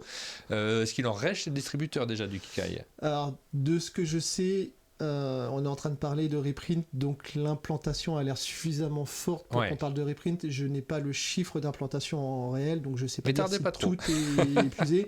Mais quand le distributeur aussi en amont commencent à discuter de reprint, c'est que ça se passe pas mal. Ça se passe pas mal. Stephens, donc il y en a toujours forcément. Lynx, c'est pas simple. Si vous le voyez et que vous hésitez, là, vous posez pas trop de questions parce que c'est les derniers qui sont disponibles. Moi, je voulais rebondir. Il y a quelqu'un qui dit qu'il voulait pas les Kikai bois parce qu'il l'avait déjà commandé. Il faut la boîte de carton. base. Ouais. Oui, c'est vraiment, voyez-le comme un goodies avec juste les Kikai bois. C'est clair, c'est du Et goodies très cher. C'est quasiment le prix du jeu, donc faut vraiment être. Le jeu est vraiment pas cher pour le matériel, le format. Le jeu est à combien ? 45 €. Ah oui, monsieur. c'est fou. Si vous m'en prenez deux, ils seront à 90. La taille de la boîte, elle est quand même assez imposante. Et El Burro, donc il en reste peut-être, mais ça va pas être simple. Et pardon, le reprint n'est pas prévu. T'étouffes pas, Ouais, il en reste. Non, El Burro, vraiment.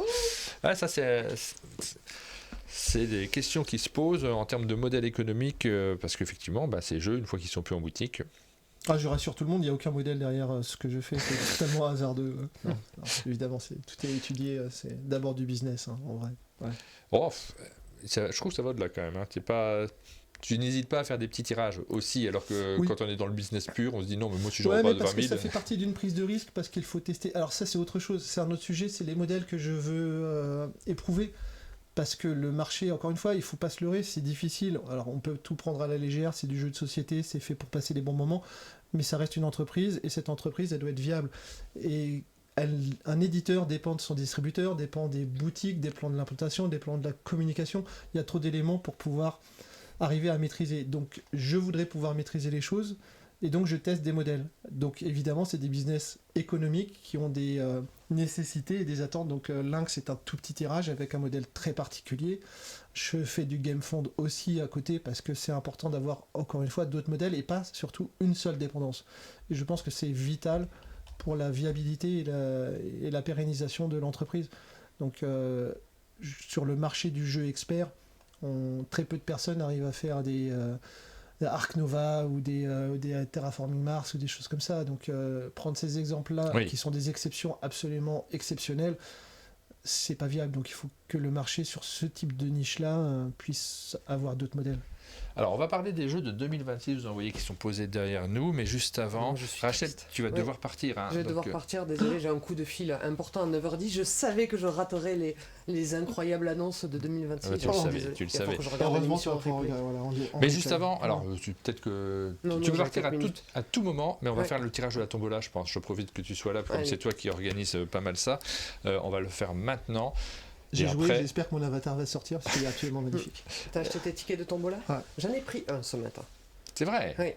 Alors, je vous remonte j'aime beaucoup, moi, Nocturne. Comment cela fonctionne. On a Nocturne à gagner. Tu ne l'as pas, Nocturne ? Non, tu as l'occasion de le gagner. Tu peux participer. Moi, j'autorise tout à fait les membres de l'équipe. J'ai acheté mon ticket de tombola. Et qu'est-ce qui se passe ? Elle gagne, elle repart avec.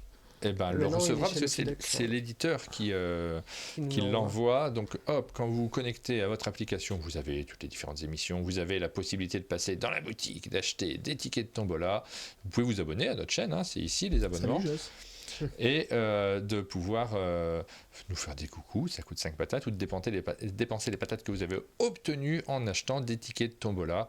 Vous allez récupérer l'une des personnalités du monde ludique. Peut-être que tu rejoindras, peut-être que je ferai un ticket de tombola Florian et que tu pourras soutenir. Ça serait chouette, ça. Vraiment. Avec son avatar tel qu'il l'a fait. Honnêtement, ça serait un excellent honneur. Et écoute, alors je m'occupe des nouveaux tickets de tombola bientôt et je rajoute un Florian dedans pour que tu puisses soutenir les gens qui participent à la tombola. Donc voilà, je ne vais pas gratter de tickets ici tout de suite, mais simplement, vous savez que ça existe. Et nous, on va maintenant se connecter sur l'application pour aller regarder. J'ouvre la page du tirage et faire le tirage. Attention. Est-ce que tu es prêt, Florian ? Parce qu'il y a des gens qui sont ébahis par... je suis peut-être pas encore complètement prêt par le lancement. Alors, il faut juste que je me place bien. Je suis surtout effaré par le travail qui a été réalisé pour faire tout ça en si peu de temps, franchement. C'est parce que justement, on n'est pas très nombreux et qu'on ne se laisse pas de temps, que ça va vite. Mais bravo à Johan qui a fait tout ça. Alors, Rachel est prête à être en retard. Je recharge. C'est gagné.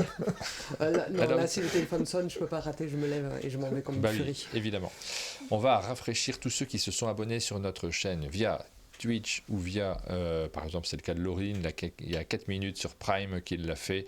Je ne vais pas citer tous les gens. Il y a la Marina qui nous a envoyé un bit il y a 10 minutes. Il y a Play24 qui a renouvelé son abonnement. Je fais durer pour que Rachel rate le tirage. Mais vous me le direz si je gagne. La Cafetière qui a renouvelé son abonnement. Niki qui a renouvelé son abonnement. Goldust également. Plein de monde. Hein. Hop, on rafraîchit. Donc tous les tirages.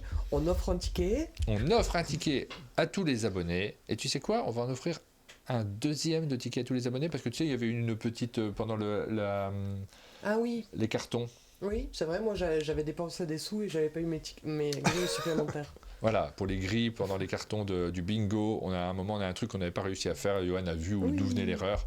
Voilà, on vous remet un ticket. J'ai cliqué 2 fois, tu me dis Johan si c'est bon, sur un ticket par sub. Voilà, ticket supplémentaire pour tout le monde. Je lance l'animation. Tu fais ramer le PC. Pan. Et voilà, on va regarder le nombre de personnes qui essayent de gagner un exemplaire de Nocturne. Combien il y a du monde. Tu fais super bien la pom-pom girl. Oui. Alors, pour tous vos abonnements, on changera le PC à C4. On attend. Non, le record, c'était la semaine dernière avec la totale de Seven Wonders. ouais. Là, forcément, il y a eu beaucoup de monde. Je mélange. Et on commence par faire gagner quelqu'un qui va gagner 100 patates. C'est super sans patate. Hein. C'est pas là que tu me tires à moi. C'est pas là que je te tire. Tu préfères ne pas être tiré du tout. Attention. Ou gagner sans patate. Non, ne fais pas des phrases comme ça avec Rachel. C'est une catastrophe, Rachel, là-dessus. On tire quelqu'un qui gagne sans patate. Et c'est Johan qui a fait gagner Sixco, le ticket numéro 411, sans patate pour Sixco. On va tirer une deuxième personne qui gagne 50 patates. Attention, tirage au sort. Pas solo là. Et on fait gagner Dingloops, qui est souvent présent sur le chat, qui gagne 591, et c'est Pénélope qui l'a fait gagner maintenant. Et maintenant, mesdames et messieurs, Sixco était présent également sur le chat. Avec tes 100 patates, tu peux t'acheter 5 tickets de tombola pour la semaine prochaine. Donc, plus de chances de gagner un jeu. Exactement, un petit peu plus de chances, 5 chances, tu vois, sur les 1000 à peu près qui sont présents à chaque fois. Ça fait pas mal. Et on a les commentaires sur Johan, sur les avatars que l'on voit passer. Et là, c'est sur qui Patotem. Il adore son avatar. Oui, c'est vrai, on l'a montré à tout le monde. Ensuite, le tirage suivant, c'est celui-là. C'est celui-là que Rachel va gagner. Est-ce que tu vas avoir ton exemplaire de Nocturne? Tu sais que Nocturne, je l'ai que en version d'origine, moi. Non, tu l'as reçu en version française. Je l'ai reçu en version française. Attention. Tu es prête? Si je gagne coup pas, de je te fil, le ton vole. téléphone. Non, mais ça, j'ai cru. Au revoir. On tire le numéro suivant et le vainqueur, c'est Cédric Millet, qu'on connaît bien, qui gagne grâce au soutien de Mathieu Despnous. Bravo Cédric. Félicitations Cédric. Tu recevras non seulement, c'est l'auteur de Behind, acheter le Behind 2 qui arrive là la semaine prochaine, c'est ça, non? Je sais pas. Il me semble que c'est la semaine prochaine, ouais. Vous pouvez acheter votre exemplaire de Behind et Cédric recevra son exemplaire. Il gagne tout le temps. Mais il me semble qu'il a déjà gagné un truc. Je l'ai déjà vu passer, il me semble, Cédric. Parmi les... il avait gagné quelque chose qu'il avait... parce qu'il joue plus de qu'il avait redonné qu'il avait remis en jeu à quelqu'un d'autre, il me semble. Il avait gagné au bingo, c'est ça. Et il avait remis en jeu là, non. Là, ça sera son exemplaire de Nocturne. Comme quoi, c'est addictif. Hein. Complètement. Qu'est-ce qu'on fait gagner la semaine prochaine, juste avant que tu te sauves? sauves? Ce que j'allais dire. La semaine prochaine, on fait gagner le jeu Beyond de Victoire Édition. Et on a appris ce matin qu'on fait aussi gagner un jeu Kikai. Merci Florian. Merci à vous, ça fait plaisir. Un jeu Kikai à gagner pour le tirage au sort de la semaine prochaine. Donc là, je sais que sur ces 2 jeux, vous allez être nombreux à vouloir participer. Rendez-vous vendredi prochain, peut-être. C'est vous qui allez gagner. Je ne regardais pas la bonne caméra. 100% des gagnants ont tenté leur chance. On rappelle, c'est un jeu sans obligation d'achat, évidemment. Vous participez à nos sondages. Vous avez la possibilité d'acheter plusieurs tickets de tombola chaque semaine, juste en répondant au sondage. Il y a une blague de ton niveau avec c'est artichaut. Un jeu qui caille. Il y avait de l'artichaut à la table hier. On a bien rigolé, chaque fois que je passais le plat. Voilà, merci beaucoup à tous ceux qui ont participé au tirage au sort. Vous avez gagné en plus le droit de découvrir les jeux de 2026 de Fantasy Game. Il y en a quelques-uns, ils sont posés derrière nous. Vous attendez ça avec impatience également. Il y a Jos qui dit un ritual. Alors, si tu veux faire gagner des lots, il faut s'adresser à Rachel, c'est elle qui organise tout ça. Ça sera par mail. Et puis, on n'hésite pas à contacter Rachel sur ce sujet. Elle est gentille. Ça dépend sur quoi. On parle des jeux de 2026, il y en a quelques-uns qui vont paraître, on va vous faire voter pour eux également. Tu as déjà tout ton programme de 2026 en tête? Absolument pas du tout. C'est vrai? Tu sais pas tout? En vrai, ça dépend de la manière dont le développement de chacun avance. Donc j'ai une idée, j'ai rien qui est complètement arrêté déjà parce qu'il y a des choses qui doivent sortir avant pour pouvoir commencer la suite et je veux pas tout mélanger, donc essayer de faire les choses correctement dans l'ordre, surtout pour le financement participatif. Et puis après, ça dépend vraiment des développements et des avancées. Il y a pas mal de choses en parallèle, donc c'est toujours le plus compliqué, c'est d'arriver à déterminer après aussi les dates. Oh, au revoir. Ah, ça décale, au revoir. En même temps, je me rends compte, ma vue large là, je la trouve un peu floue. Il faut que je la règle. Tous, un par un? Oh là là. Ah, on ne sera plus qu'à 2. Là, mais ne vous inquiétez pas, là. il y a des chouettes jeux. Donc, tu ne sais pas tout exactement. Non, mais après, il y a une ligne. Voilà, je sais à peu près dans quelle temporalité ça va sortir, dans quel créneau exactement. Là, c'est trop compliqué. Je ne sais pas encore. Il y a trop de développement encore en cours. Donc il y en a pour 2026, il y en a pour 2027 maintenant. Est-ce que celui-là sortira avant l'autre? Je ne sais pas exactement. Il y en a un dont tu sais qu'il sortira en 2026, c'est celui-ci là, qui est juste derrière, pas de doute. Il s'appelle Yinzi, ça fait un petit moment qu'on en parle, c'est Speedworks à l'origine. Ouais, c'est un partenariat que j'apprécie parce que j'apprécie particulièrement EG Expert et Speedworks ne fait que ça et ça tombe bien un de moi aussi, donc assez naturellement on s'est rapprochés et du coup vous connaissez Rolla et Costa parce que Stephens et c'est des choses que j'apprécie, travailler avec des gens, des auteurs qui sont proches de moi et avec qui j'apprécie vraiment travailler, donc j'ai refait le développement du jeu avec les auteurs. Financement participatif donc terminé, financé, et là surtout j'attends la livraison pour pouvoir anticiper, pour pouvoir préparer la suite. Et une fois que ça s'est livré, ce que je veux, encore une fois, c'est toujours installer quelque chose. Donc une fois que le jeu est livré, les gens peuvent voir la qualité du jeu, est-ce que ça correspond à leurs attentes en termes de gameplay, en termes de matériel, en termes de complexité, et après voir un peu plus loin et donc continuer avec d'autres financements participatifs. Ouais. Donc ça, c'est une étape vers la suite. Et donc livraison, normalement, un petit peu retardée. Je voulais faire ça pour Noël. Ce sera plutôt pour février. Mais donc, avec une disponibilité en boutique, vous aurez la possibilité de le récupérer à ce moment-là. Boutique, exactement. Donc plutôt pour février, Yingzi. En 2 mots, si tu veux le pitcher, si tu veux donner une indication, parce qu'on va lancer les votes sur ce jeu aussi. Vous allez reconstituer la première économie mondialisée, où les Chinois n'ayant pas d'argent, l'argent, le métal, ils ont fait appel à tous les pays extérieurs, donc le Japon, la Corée et l'Europe, qui sont allés exploiter les mines dans les Amériques du Sud, et ils ont évidemment bien fait que du bien là-bas, et ils ont ramené donc de l'argent en Chine, là où eux ils avaient besoin de monnaie, et cet argent s'est transformé contre des ressources que la Chine produisait déjà à l'époque, puisqu'ils produisaient dans les usines les fameuses soies, ou poteries, etc. Et donc on s'est retrouvé avec la première économie complètement mondialisée, où les Européens partaient en Amérique du Sud avec leurs galions, revenaient avec les galions pleins de coffres en argent, échangeaient leurs ressources en Chine que la Chine avait produites, et réexpédier en Europe. Donc on est vraiment dans cette mécanique-là de système de je vais produire pour pouvoir exporter, pour pouvoir vendre, mais c'est pas si simple que ça. Vous avez aussi des joueurs autour de la table et ces joueurs vont pas vous laisser faire. Donc vous avez une mécanique d'interaction qui est extrêmement importante et c'est ce que se propose de faire le jeu, proposer une expérience de jeu avec les joueurs dont l'interaction est ultra nécessaire, mais il n'y a qu'un seul gagnant à la fin. Donc j'ai pas encore joué celui-ci, j'ai hâte, on va peut-être le découvrir, là on va prendre le temps. Je sais pas à quoi on joue cet après-midi, mais on a envie de jouer à des trucs. Ouais, après il y a plein de trucs. Après celui-là, je pense qu'il faut qu'on fasse, parce que j'aimerais bien avoir un petit... puis ouais, après avoir ton avis aussi, c'est vraiment quelque chose qui est dans ton style de jeu. Je crois que c'est dans mon style de jeu. Tu connais mon style de jeu maintenant? Ouais, je sais pas si je le connais, mais je pense que ça peut te plaire. J'ai beaucoup de styles de jeu, tu sais. Ouais, après tu joues aussi à des jeux familiaux, donc c'est pas bien ça. Comment ça, c'est pas bien? Tu fais pas de jeux familiaux du tout? Non, même avec mon petit bonhomme, en fait... Alors c'est pas vrai parce que mon fils adore Draftosaurus. Je suis absolument pas fan, mais c'est vrai qu'à chaque fois que je joue avec lui, C'est une magnifique expérience. Donc, moi, j'aime bien l'enjeu, tu sais, dans les jeux. J'aime bien qu'il y ait un enjeu vraiment fort. Draftosaurus, je suis moins fan parce que l'enjeu est un peu léger pour moi. C'est en termes de, c'est un peu, on joue, c'est plaisant, mais c'est très bien, hein, Draftosaurus. Mais ça me correspond moins. Mais il peut y avoir beaucoup d'enjeux dans un tout petit jeu. Ouais, bien sûr. Mais c'est pas la taille du jeu qui fait le bon jeu, enfin le jeu qui va procurer quelque chose. Encore une fois, c'est à la fin, c'est qu'est-ce qu'il en est ressorti de ce moment. Et quand je joue à Draftosaurus, c'est pas le jeu en lui-même que j'apprécie, c'est le moment que j'ai passé avec mon fils et de dire il est super heureux, il a fait des bons coups, il a réussi à faire le score qu'il voulait, il a réussi à mener la stratégie qu'il voulait. Et ça l'enthousiasme, et ça, moi, je trouve ça formidable. C'est ce que doit faire un jeu à chaque fois, quelle que soit la gamme du jeu dans lequel, duquel on parle. Alors, je vous lance un vote sur Yinzi et je remercie en même temps Réovine, qui, vous avez vu le merci passer à l'écran, et qui nous a fait un petit don sur l'application. Hop.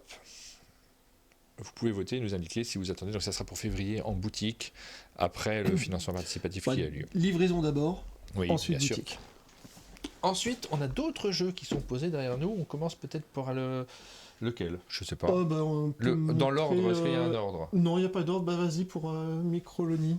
Microlonie. Alors, Johan, là, il a un surcil qui va se lever, voir les deux, puisque je vois des fourmis sur cette boîte-là. On est parti sur un jeu de fourmis. Sébastien Castano et Franz Kuder, que l'on connaît bien, développent un jeu sur les fourmis. Oui. Et c'est ultra thématique parce que vous allez avoir 16 peuples de fourmis. Alors je dis 16, j'espère que les auteurs sont là parce que Johan a sorti Myrmès, a sorti Myrmès et va ressortir Myrmès chez Bombix. Il y en a d'autres qui sont sortis, il y a Hans qui va sortir chez Intrafin, enfin il y a pas mal, comme moi j'ai zéro idée des jeux, donc je suis les vagues. Hein. C'est du proto à l'intérieur, donc je sais pas s'il faut montrer l'intérieur, c'est peut-être pas le moment, mais bon voilà, je te laisse nous en parler. Vous allez avoir des cubes en bois et des plateaux de jeu. Très thématique, les jeux sur les fourmis, il y en a quelques-uns, il y en a d'autres, il y a Hans, effectivement, il y a... vous allez avoir un peuple, et vous allez avoir des contraintes par rapport ou des avantages par rapport à ce peuple, et donc c'est surtout savoir s'adapter par rapport à tout ça. Il y a un petit côté Terra Mystica parce que du coup votre peuple va être vraiment le guide de ce que vous allez pouvoir faire, et en fait c'est un principe assez sympathique où vous allez, je sais pas si on va essayer de trouver ça, c'est le bordel parce que évidemment ça n'a pas été rangé, sinon ça serait pas drôle, et vous allez avoir un principe d'awalé très rigolo, je ne le montrerai pas du coup. Et ce principe d'awalé va vous permettre de pouvoir déplacer vos fourmis dans la fourmilière pour aller chercher une action. Et cette action-là, en fait, ça va vous permettre une action parmi 4, mais vous allez devoir gérer votre fourmilière, agrandir votre fourmilière, donc agrandir votre awalé. Et c'est ce qui m'a fait adorer ce jeu, c'est j'adore Trajan de Stefan Feld, et j'ai retrouvé un peu ces sensations-là en ayant amélioré ce principe d'awalé qui n'est pas que tourner autour d'une roue. Et j'ai trouvé ça extrêmement intéressant, et la possibilité justement de pouvoir configurer et donc d'adapter son awalé, de pouvoir mettre des salles supplémentaires qui sont des salles à une de ces 4 actions, avec un peuple particulier et sur un terrain en plus central qui va vous permettre de développer votre fourmilière avec des objectifs pour aller chasser des proies. Votre fourmilière, il va falloir la nourrir, donc vous avez aussi besoin d'aller chasser des proies, mais vous avez un timing qui est très très serré. Le jeu se joue de 1 à 4 et vous allez avoir une interaction extrêmement forte sur la carte, avec la nécessité de faire attention à comment développer votre fourmilière. Et je pense que c'est vraiment un très très gros plaisir de pouvoir avoir justement cette sensation de je vais jouer réellement avec les capacités de mon peuple et pouvoir développer cela. Je pense que c'est vraiment assez innovant en tout cas dans cette... Alors les mécaniques sont pas nouvelles, je vous parle d'Awalé, c'est pas nouveau, mais la manière dont c'est exploité est très très très très très neuve comme sentiment et comme feeling. Donc plutôt très très content d'avoir pu développer ça. Donc ça c'est du 2026-7. Et voilà, tu sais, on est dans l'état de proto. 2026-7. Donc ça, on vous en parle. Je vais pas lancer de vote sur ce jeu-là parce que déjà j'ai oublié de le préparer. Et puis ensuite, on est en 2026-7, donc on va attendre un petit peu. Ouais, on a le temps de revenir pour vous sonder sur ce jeu-là. Mais je suis curieux d'avoir votre avis. Après, on en reparlera plus tard. On fera une annonce, tu sais, dans l'émission avec Pénélope sur les premiers moments quand tu seras prêt. Parce que là, on n'est pas du tout prêt. Tu es toujours prêt, mais bon. Est-ce qu'il y a un vrai mode solo, on demande ça, c'est une question. Il y a un vrai mode solo. Il n'y en a pas sur Kikai. Non, il n'y en a pas sur Kikai parce que c'est un jeu vraiment à deux. Et du coup, là, il y a vraiment un mode solo. et pour le coup c'est très très solide, et ça fonctionne plutôt, enfin même très très bien. On peut arrêter les relatifs. Il faut mais, bah oui, non, si tu fais le très jeu, bien. c'est qu'a priori ça marche bien. Ouais. On en a Exactement, Joss.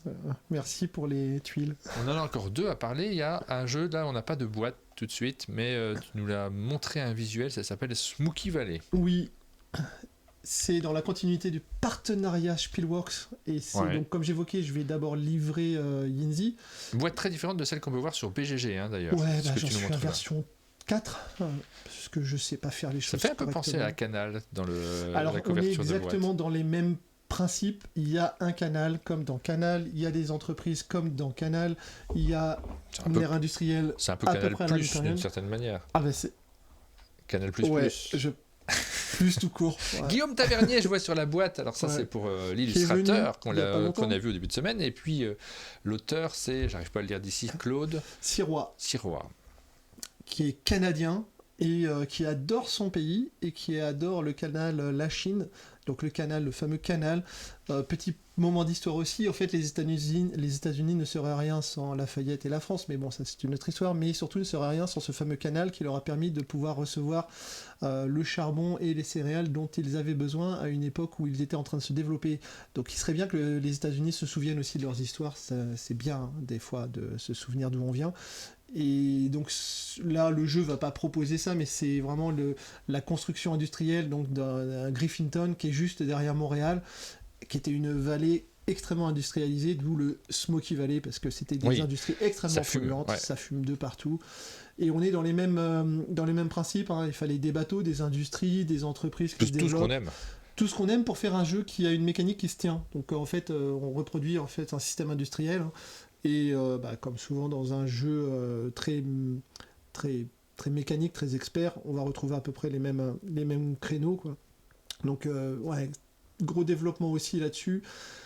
Pareil, ça a été depuis 4 ans, j'ai bossé là-dessus avec Claude, on a fait 17 versions réaméliorées, donc le jeu existait déjà, c'est une version 2 retravaillée, tout ça a été épuré. Ça veut pas dire que le jeu est moins complexe. Le jeu est tout aussi complexe, donc toujours pareil, c'est pas pour tout le monde. Oui. Renseignez-vous avant d'acheter un jeu, jouez avant. Mais c'est peut-être pour vous. J'espère que c'est pour vous. Mais c'est un très très gros plaisir, avec une tension sur les quartiers. Vous n'avez pas de la place pour tout le monde, donc il faut savoir aussi jouer dans son timing. Il faut surveiller tout le temps tous les autres joueurs, avec plusieurs pistes de développement possibles. Et si on laisse partir quelqu'un sur une seule piste, c'est souvent plié. Et très très interactif aussi. Pas le même type d'interaction, il n'y a pas cette dépendance à l'autre, c'est plutôt une compétition, alors que Yinzi c'est vraiment une dépendance à l'autre, là c'est une compétition, et c'est vraiment très très sympathique. On nous dit que le logo est canon, c'est Kalou qui nous dit ça, qui est spécialiste. C'est Smoky Valley. C'est pas canon. Mais Kalou qui est spécialiste en graphisme, qui s'y connaît très très bien, apprécie le travail qui a été fait sur le logo. Tu as la même équipe de graphistes systématiquement sur les jeux ? En ce moment oui, parce que j'ai stabilisé. Encore une fois, Fantasy Games a besoin de grandir, et pour grandir on peut pas le faire tout seul. Donc là j'ai réussi à trouver des gens agréable et compétent, enfin non, plutôt désagréable et compétent. Et ça Quelqu'un marche de très compétent bien. est toujours un peu désagréable, déjà parce qu'il est compétent. C'est vrai. Et donc meilleur que soi-même. Bah, et oui. Effectivement, ça nous renvoie à notre petitesse. Mais non, mais vraiment, c'est dans la logique de, voilà, encore une fois, le développement a nécessité à pouvoir se faire par l'intermédiaire de la croissance. La croissance, elle est forcément externe, avec des gens qui viennent renforcer l'équipe, faire mieux que je ne sais le faire. Et du coup, c'est pour améliorer la qualité du jeu. Et puis voilà, c'est faire en sorte qu'il y ait une montée en gamme et faire en sorte qu'il y ait une référence qui s'installe. En tout cas, je l'espère. Et on a un dernier jeu à vous présenter qui est prévu. Donc il est derrière nous, là, celui-ci. Hop. On a une version où il n'y a pas encore ton logo dessus, puisque c'est la version de Play to Z. C'est une maison d'édition que vous connaissez peut-être, parce que le Z c'est le même que le Z de Zinman Games, d'origine, puisque l'auteur, donc qui s'appelle, je ne retiens jamais son nom. De Zinman ? Oui. Zev. Enfin, l'auteur, l'éditeur, pardon. Je sais, il a un nom imprononçable. Toi non plus, tu sais jamais. Ouais, je comptais sur toi. Non, mais en tout cas, qui est absolument passionné, un peu comme toi d'ailleurs. Je vous vois des points communs dans votre façon d'appréhender le jeu de société. Il se lance dans des projets extraordinaires. Zev / Singer. Singer. C'est ça. Merci beaucoup pour ceux qui. C'est pour ça qu'on fait le Zev et non pas le /Singer. Merci. Et donc, vous avez déjà travaillé ensemble. Lynx, c'était déjà du Play to Z. Oui.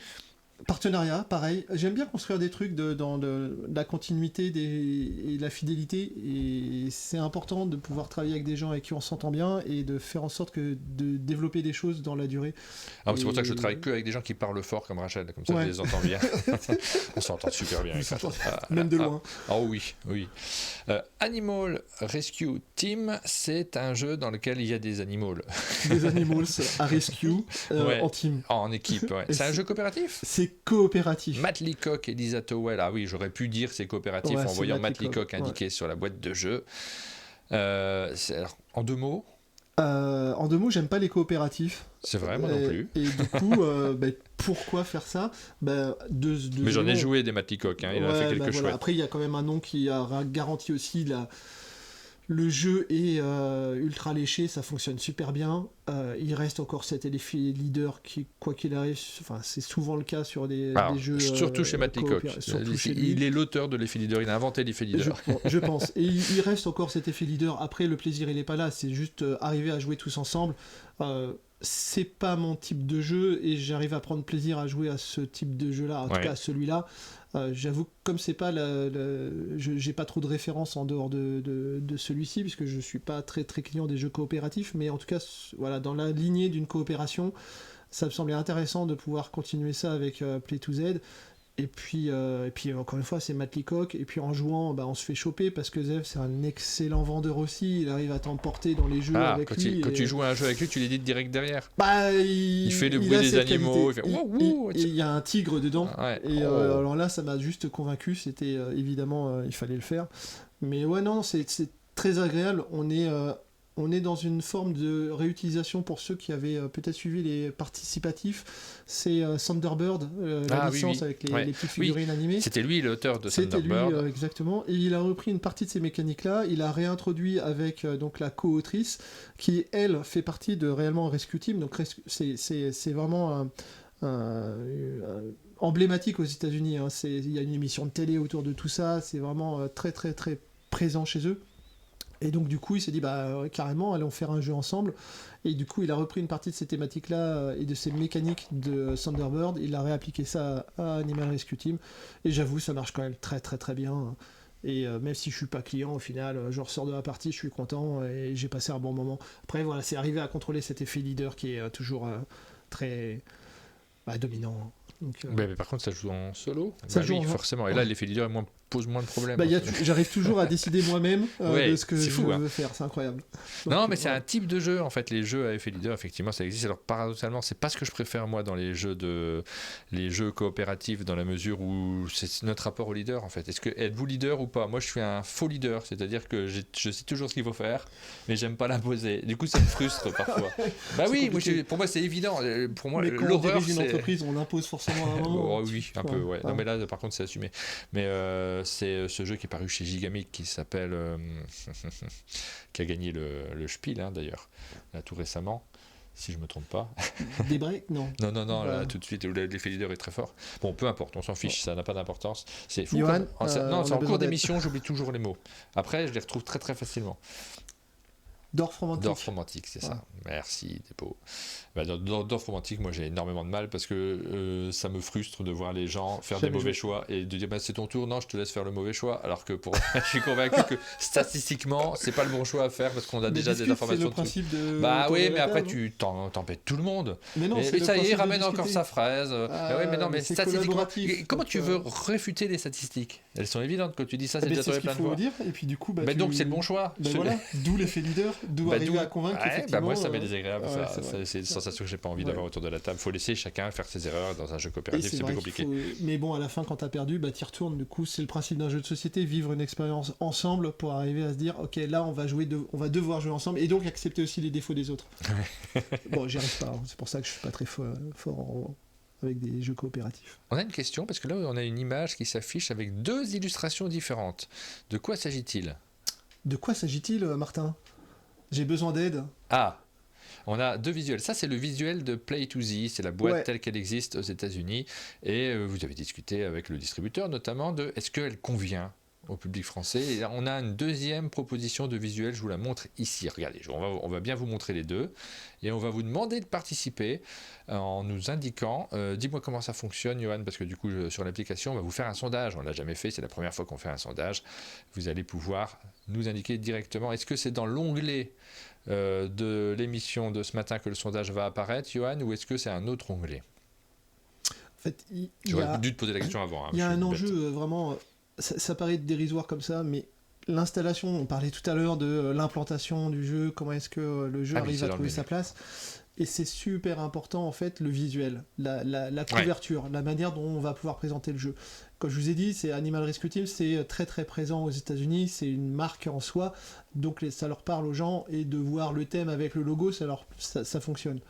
Je suis pas sûr de cette cover qui est la cover originale, donc je me suis lancé dans celle-ci, le défi. Elle fait, voilà, elle a un style. Je veux pas trop me prononcer moi parce que je veux vraiment que vous donniez votre avis. Ouais. Dites-nous tout simplement quelle boîte vous tente le plus. Est-ce que c'est le Animal Rescue Team comme ceci, avec les illustrations que vous voyez là, genre pas d'adjectif, rien, tu vois. Ouais, non, c'est bien. Ou est-ce que dans la présentation, c'est celle-ci qui vous tente le plus? Alors, ça c'est va du être très prototype, hein, donc vous pouvez y aller, vous pouvez en votre âme et conscience. Vous pouvez jouer un rôle sur ce jeu. C'est un jeu à rôle, effectivement. Vous allez vous connecter à l'application. Sur l'application, donc on va avoir une icône qui va s'afficher, qu'il est peut-être déjà. Non, dis-moi, Johan, si c'est déjà. Alors, il faut que j'aille sur le début. Tu l'actives ou je le fais, te demande-t-il? Vas-y, si tu peux le faire, fais-le. Comme ça, c'est plus simple pour moi. C'est exactement ça, Martin sauve des chiens. Voilà, c'est ça. ici, regardez, vous avez une petite application, une petite icône qui se rajoute là tout de suite. Pour participer à ce sondage, c'est pas dans l'onglet habituel, c'est juste là. Et hop, vous allez pouvoir indiquer A ou B. C'est un choix binaire. Je veux pas de niveau de. On aurait pu faire des niveaux entre les deux. Là, c'est vraiment binaire. C'est ce qu'on appelle un A/B testing en fait. Ouais, hein. c'est ça. On veut une réponse tranchée. Donc vous avez le choix de A ou B et puis de donner vraiment sincèrement votre avis. Il n'y a pas de mauvaise réponse. Ça donne une indication surtout pour une orientation. Encore une fois, ça c'est vraiment très utile. Merci Martin pour ce test. Hein.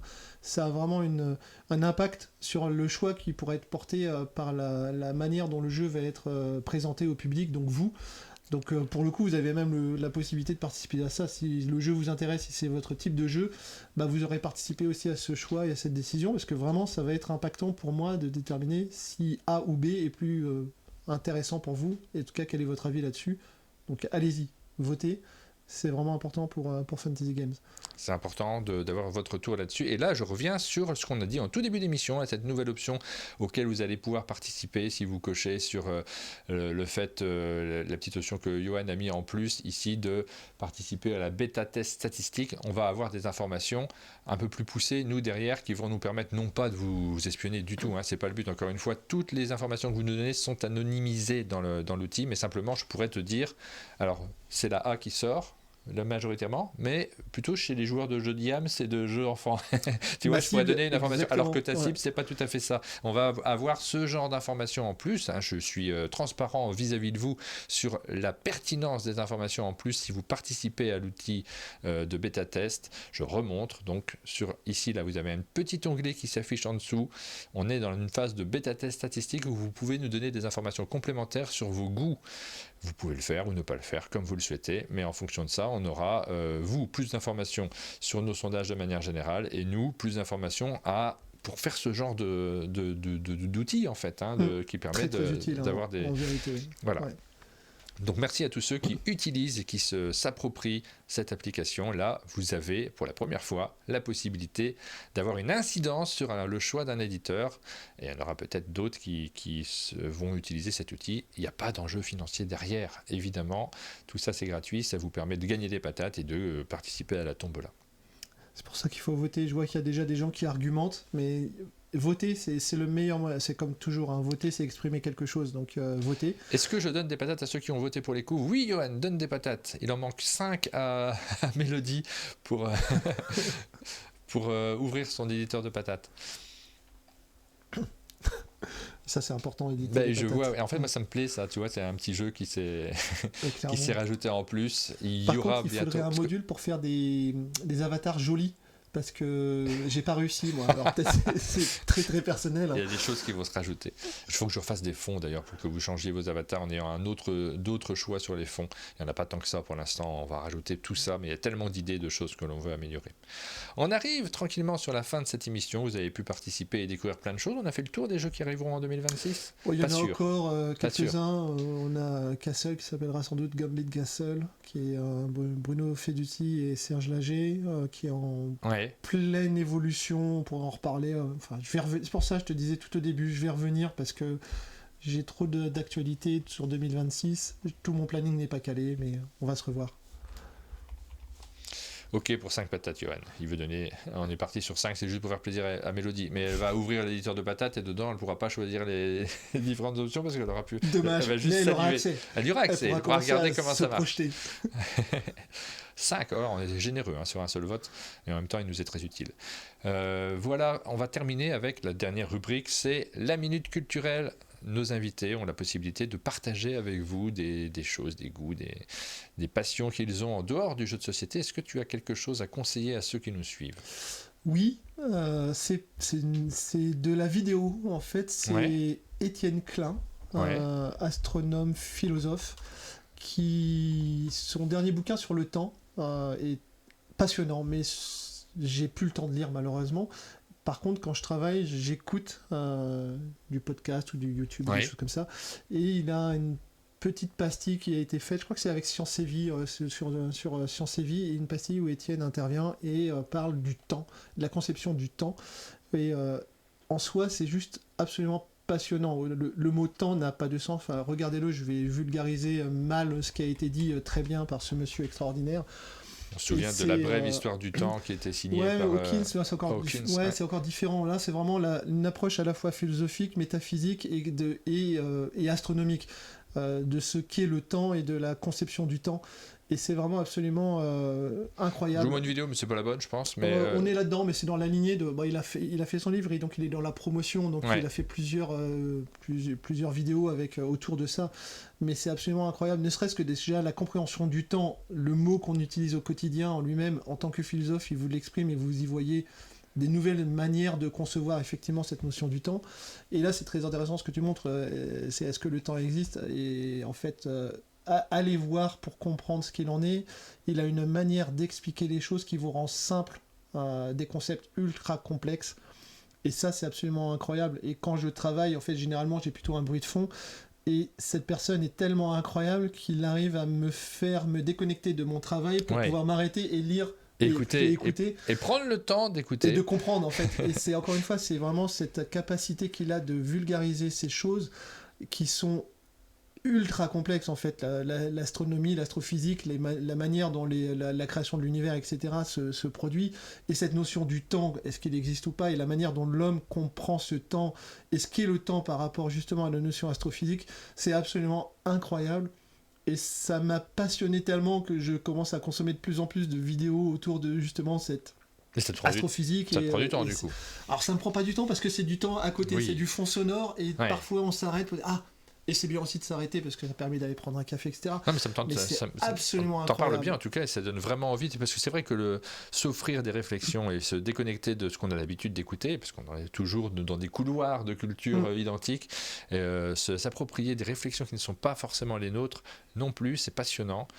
Et puis ça nous extrait vraiment je suis assez curieux. Je ne connaissais pas du tout, moi, tu vois, je ne suis pas tombé dessus. Donc Et c'est vraiment, il est astrophysicien, donc il a la compréhension de ce qu'il évoque, et il a cette compétence philosophique pour pouvoir apporter une autre vision de simplement de la compréhension des mots et des concepts. Et la manière dont il l'évoque, la manière dont il parle, il a ce phrasé qui en plus, c'est la manière dont il pose les mots. En soi, c'est ce qu'on a vraiment, c'est un orateur. Et il a cette capacité, il travaille dans les universités aussi, donc il a cette capacité à captiver qui est incroyable. Il vous raconte une histoire, il vous embarque. Vraiment, c'est extraordinaire. Donc, si l'astrophysique vous intéresse, si la philosophie vous intéresse un peu, si la notion du temps et la compréhension de ce qu'est le temps, aussi bien votre temps au quotidien que le temps astronomique, allez-y. C'était le conseil de fin d'émission Étienne Klein. On prendra le temps de l'écouter, malgré le temps qui court, qui ne s'arrête pas. On s'arrêtera un moment pour... écoute et tu vas découvrir pour qu'effectivement, découvrir. en fait, tu ne perds pas ton temps. Merci beaucoup Florian pour toutes ces découvertes, ces conversations et ces échanges autour des jeux de Fantasy Game, Merci, autour Martin. des jeux experts aussi. C'est la fin de cette émission. On se retrouvera la semaine prochaine. On a un début de semaine un peu plus tranquille parce qu'on reçoit, si on reçoit du monde. Je reviens la semaine prochaine. Non, c'est pas moi. Non, c'est pas toi. On aura du monde effectivement la semaine prochaine, mais on n'a pas organisé encore les débuts d'émission. Il y aura du Ludovic Maublanc. Je ne sais pas s'il passera en émission. On verra avec lui s'il a envie de se lever. Il y aura du Patrice Pilet qui sera au chalet. Je ne sais pas s'il passera dans les émissions s'il aura envie de se lever. Oui, Patrice, il est toujours là le matin dans les émissions. Merci, Il y Guillaume. aura du Rachel, évidemment, du Johan Levé, du Pénélope, Que tout du ça. bon monde. Ouais, on va bien Vraiment. s'amuser la semaine prochaine et on a aussi C'est des bien visites. d'être ici, hein. Bravo Martin. En tout cas, on ne s'ennuie pas. C'est clair. Bonne journée à tous. Merci à tous. C'est là, je regarde pas la bonne caméra depuis tout à l'heure. Et à très bientôt.